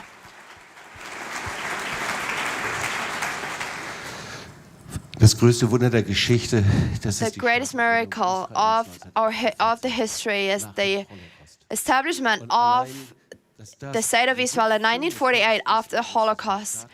And the people of Israel coming back to Israel and founding this site is a powerful testimony for the God of Abraham, Isaac, and Jacob. And that is the love of God for his people.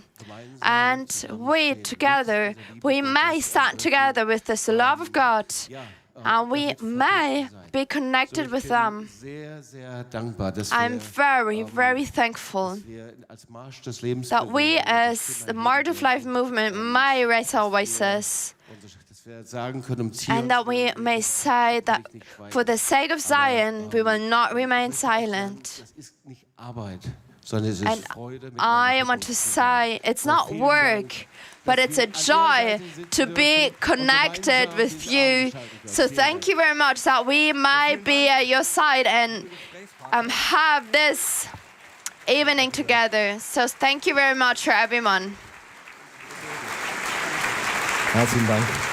Thank you very much.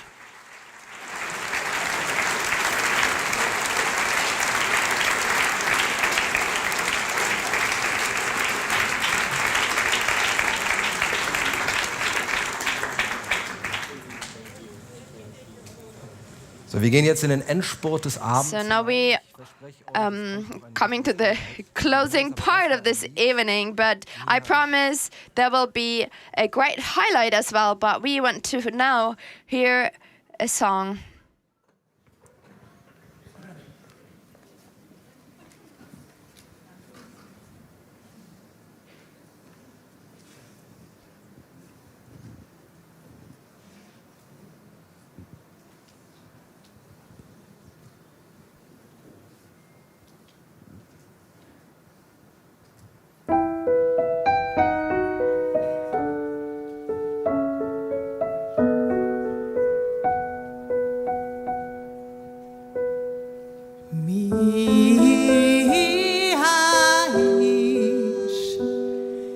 חפץ חיים,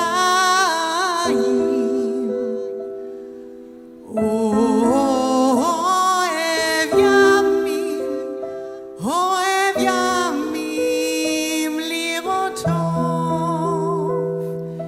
מי האיש החפץ חיים,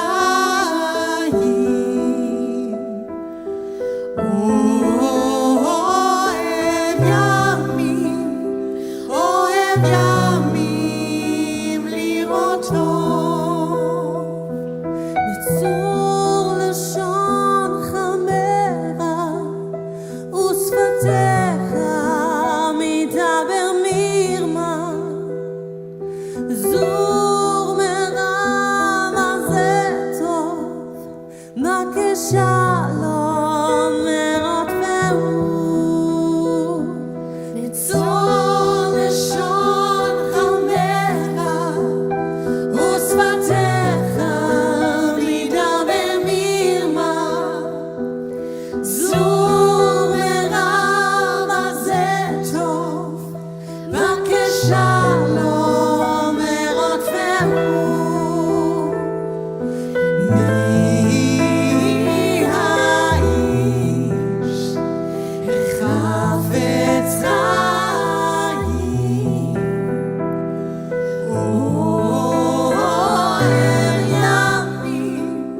אוהב ימים לראות טוב.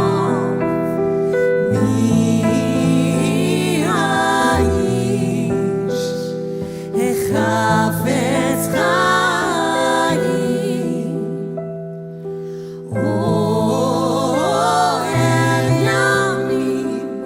אוהב ימים לראות טוב. נצור לשון חמרה ושפתיך מדבר מרמה. סור מרמה זה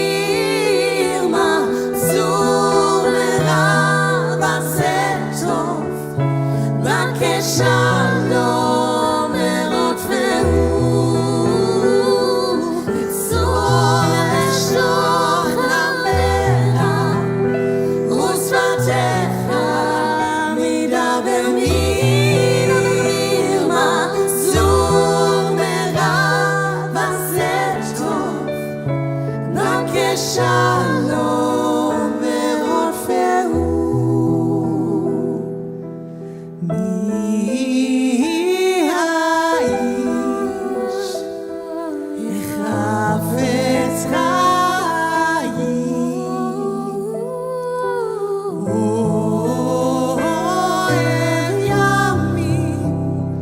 אוהב ימים לראותו.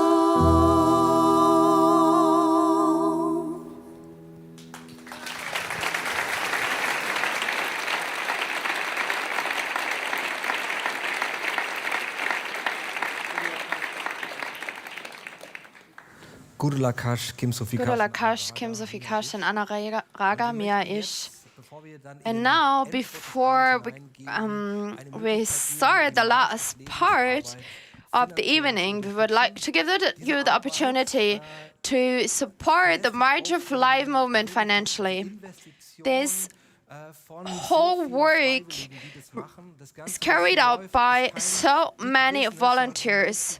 So this is not a big business, but it's made by people who invest their heart and time. And the entire movement is financed only by donations. We have not big sponsors, but there are many, many people who have a part in this financially. And I want to invite you to be part of this as well. So our motto is that we do not only make words, but deeds. That's Teshuvah. So to give is also a way to do these deeds. So what are we going to do with your donations? We are going to cover the cost of this evening and the conference, and we will invest in the organization of Marches of Life. So now we have different ways for you. There are pledge sheets also in front of you, in the scene in front of you. And you can use the QR codes. You can use your banking app or via PayPal, or you can fill out the pledge sheet and take it with you. There's our... And also you can give cash, old school. It's so possible as well. So we want to give you a minute to prepare your donation, and then we pass around the vessels where you can put in your donations, or you can donate online using your credit cards and so on. So I give you a moment, and then we will continue.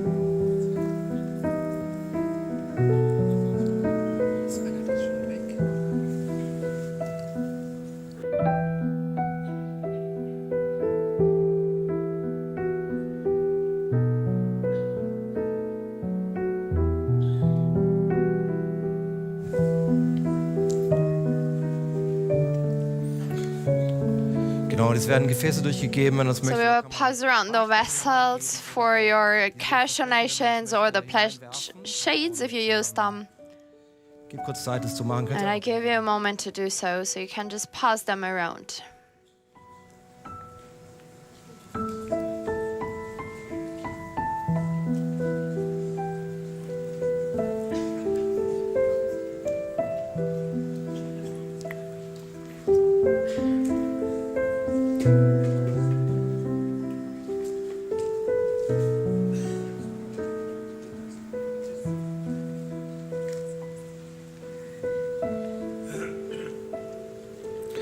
So, wir haben das gerade gehört beim Marsch des Lebens. So we just heard that for the March of Life movement, it's very important to us to confront our family stories. And you saw our dancers, Jewish dances. They were dancing Jewish dances, but many of them, they have a background of families who were very active during the Holocaust.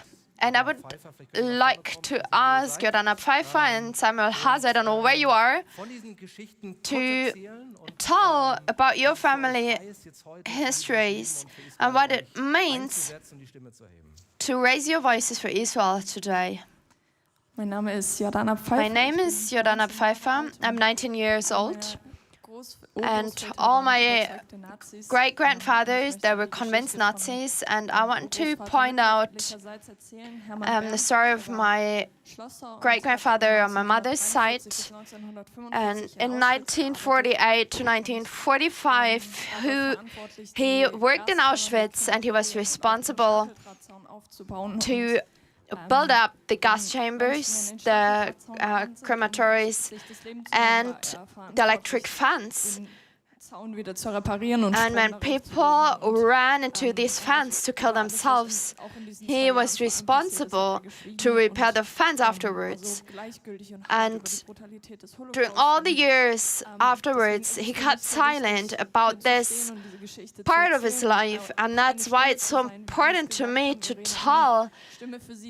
speak about it and speak up and be a voice for the Jewish people. And as a part of the younger generation, where we are about to forget the Holocaust, I want to speak up and set aside, and that's also why I am part of this dance team. It's a privilege for me, and through dancing these dances, I met a lot of Holocaust survivors whom I could ask for forgiveness, and this is a great privilege for me. Ich heiße Samuel Haas. My name is Samuel Haas. I'm 33 years old. And as a teenager, it was normal to me to make Jew jokes and use Jew to mock people. And I started working up my past, my family history, and during that time I also became a Christian. And I found out that 3 of my great-grandfathers, they were Wehrmacht soldiers all over Europe. One of them in Russia, he almost entered Moscow. And in the places where he was, after war, a mass graves were opened up, and the dead bodies were they were slaughtered. And I realized that what was passed on from generation to generation, my family, it lived within me. I said and did and thought and felt the same things as my great-grandparents, and that broke my heart, and it changed my life. And since then, I love to dance Jewish dances, and I raise my voice for Israel in my everyday life and on occasions like this. And it's my privilege to have Jewish friends here in Germany, in Israel, and to come together on events like this. Thank you very much to the two of you. And you will now dance a dance called Jacob's Dance, based on Psalm 27.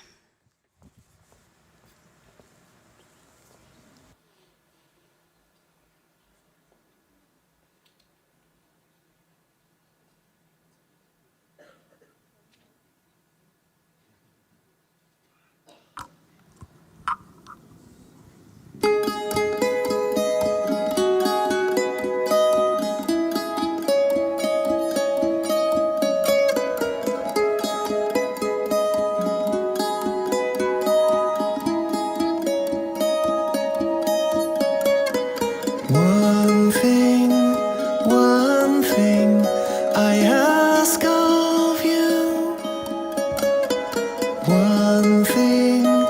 One thing I see.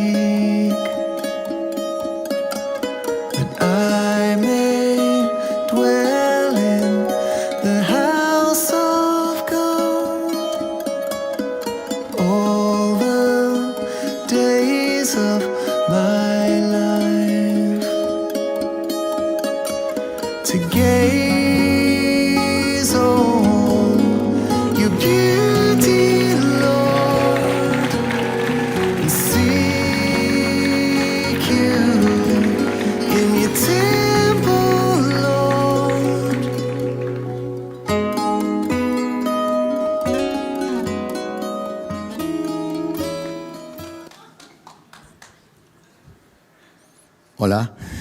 Hallo. Yo soy Luis. Hola. Ich heiße Louis Har. My name is Louis Har. Estuve 129 días secuestrado por el Hamas. Ich war 129 Tage von I was 129 days kept hostage by Hamas in Gaza. Me trajo de vuelta. Und die israelische Armee hat mich befreit und mich And the Israeli Defense Forces, they freed me and brought me back. And as I said earlier, angefangen zu tanzen. I started dancing again. Das gibt Hoffnung, es gibt Zukunft. That gives me hope and a future. Para mí bailar con el grupo. Und es ist eine Ehre für mich, mit euch It's tanzen. an honor to dance with you. Gracias por darme esta oportunidad. Vielen Dank, dass ihr mir diese Gelegenheit gebt. Thank you very much for giving me this opportunity. Man darf nicht aufhören zu tanzen. You may never stop dancing.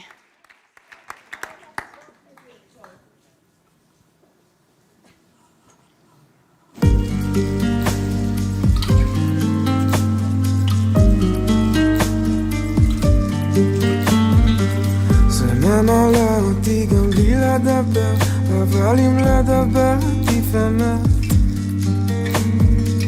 רק לאסוף את כל מה שהתפזר, לשחרר את שנינו ולצאת. אני לא אגמר ואת לא נתקרת, הקוצים יישארו יפים. עד לא מזמן הם היו שדות, כבר אין צודות, אנחנו שקופים. הזמן נשרף ורק אתה לא עובר, גם אם פחות בוער תמיד יש אש. לך ולי אולי מגיע יותר, בינתיים בוא נודה על מה שיש. סירה ללא מפרש ברוח נטרפת, ובאופק לא רואים חופים. כי העולם כבר טבע בים, רק שנינו שם עדיין שקופים. המילים עפות לי מהדף, רוצה לשפוך אותך ממני, בטח זה יכאב. העצבים שלי חשופים, אנשים רואים אותך עליי, והכל עובר דרכנו, שנינו מבינים כמה שאנחנו שקופים.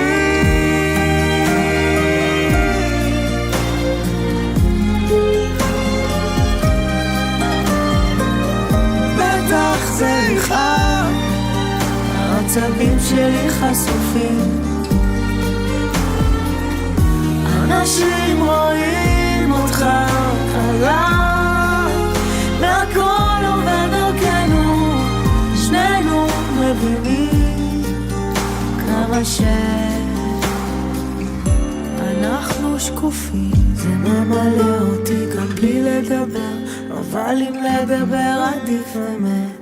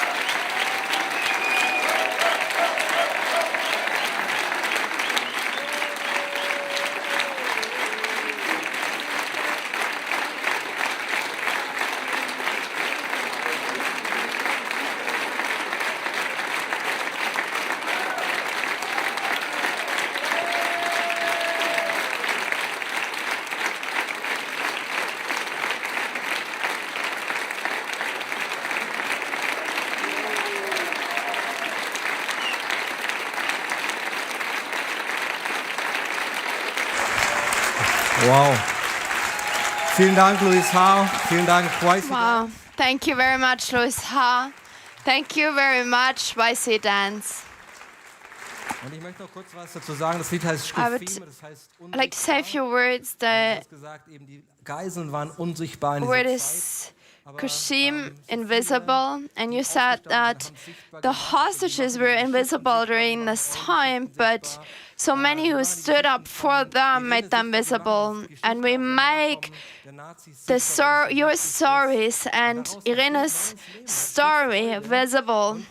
And out of this comes joy and friendship between the nations, and we are so grateful for this.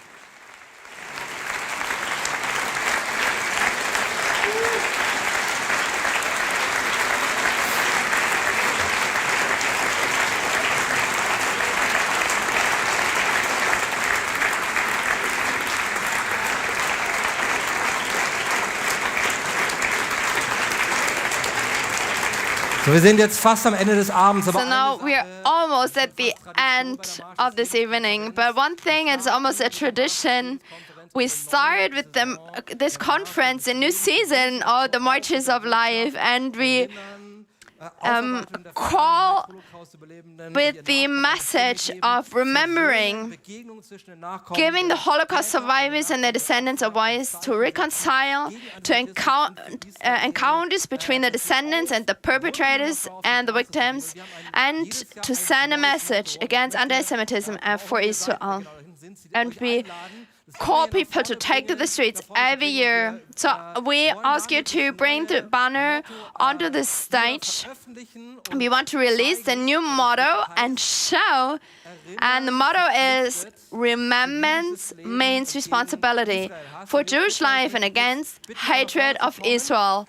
And Jus Wittner, I would like to ask you to come to the front. So why is this motto so important? And why do we have this for this year? So the motto itself says everything. Remembrance means responsibility. So to be responsible, to remember the Holocaust, remember October 7th, but also remember our own family histories, to speak about them. And to be responsible means there's no other way but to speak about it, to speak for Jewish life and against hatred of Israel. And we wish that this banner will be visible on all continents, in all countries and people. And we dream about 6 million people to be on the streets, to set a sign around Yom HaShoah against anti-Semitism. Thank you very much, Jobs. And I would like to show you a few facts. So, to remember means to take responsibility. We have translated this motto into all different languages. So, in English, it's remembrance means responsibility for Jewish life and against hatred of Israel. Then for German, in German, so I will not pronounce it or I will pronounce it wrongly. So this is English, AI animated Spanish, Polish, French, Italian, and many more languages, Hungarian and many others.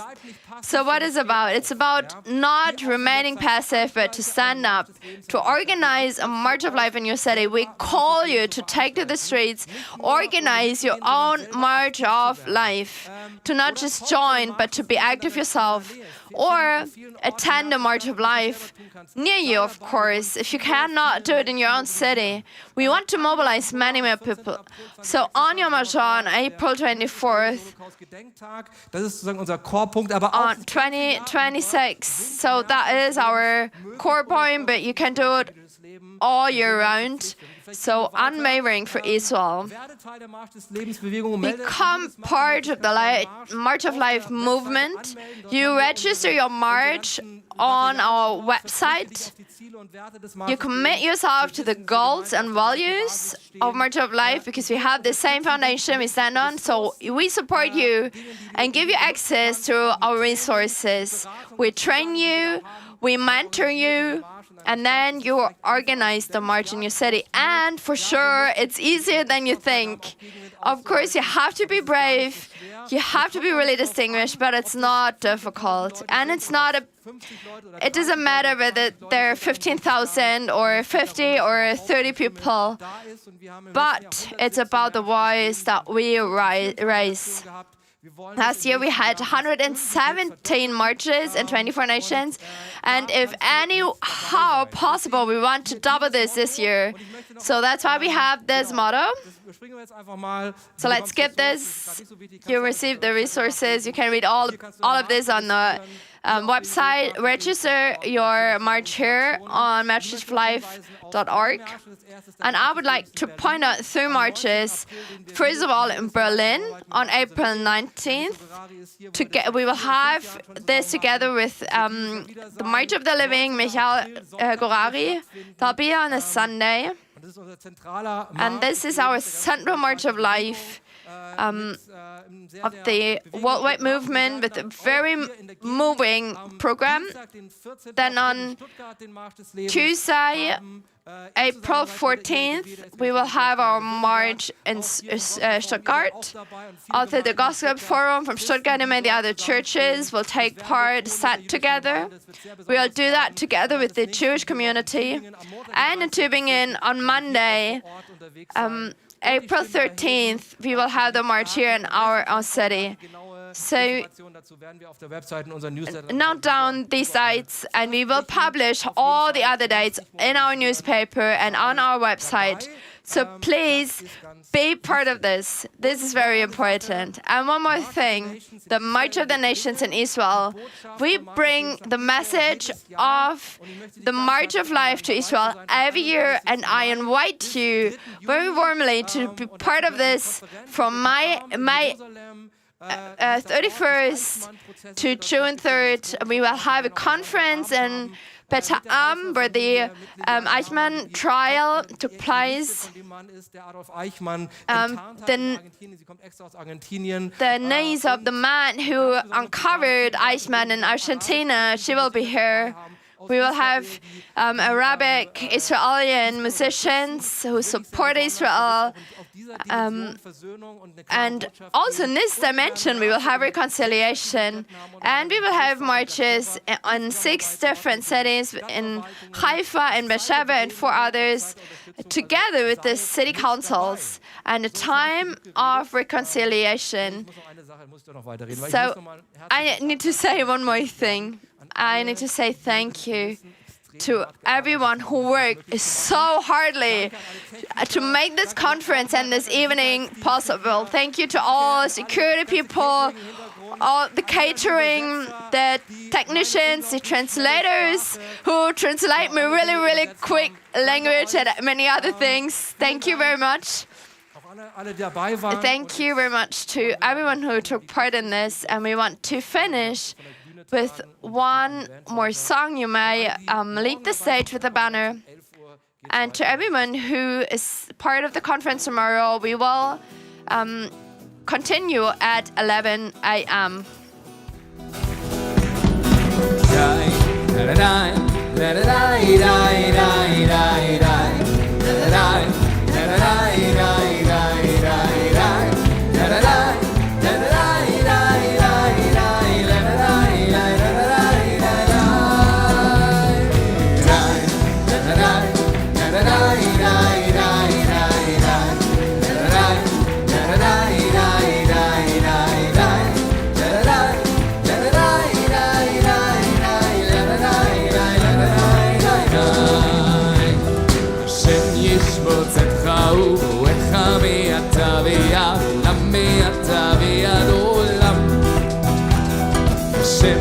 Motzetcha u'echa mi'ata v'yad עולם מעתה ועד עולם מעתה ועד עולם מעתה ועד עולם מעתה ועד עולם מעתה ועד עולם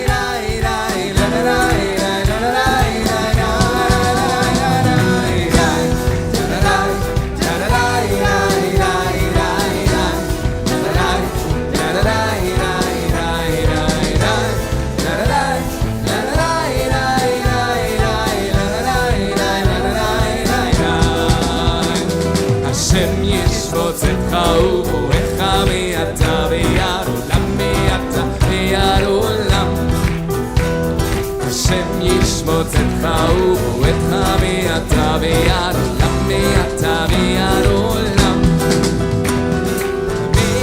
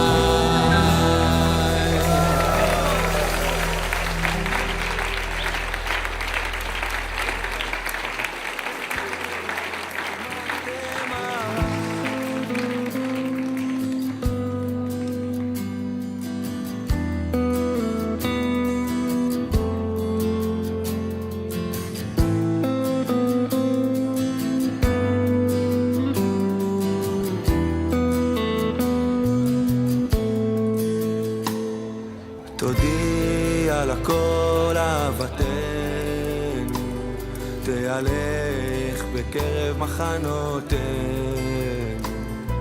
תדרוש גאולה לגלותנו, תגלה קץ לקנותינו, תחנה בעיר חנה דוד, תזקוף חומת תמרה, תודיע לכל אהבתנו, תהלך בקרב מחנותינו, תדרוש גאולה לגלותנו,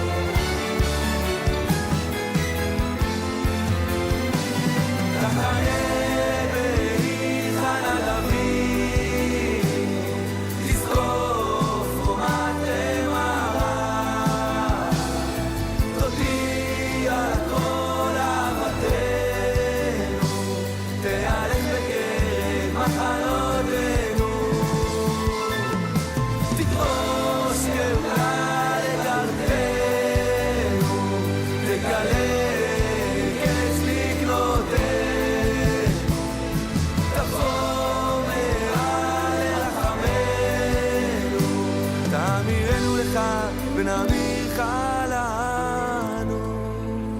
שמח ליבי וקרבי ויגל דמי וחלבי וירום ונישא מצבי לעת יקיץ אריה ולוי ולא יביא לי יביא את אליהו הנביא אלוהי יביא לי יביא את אליהו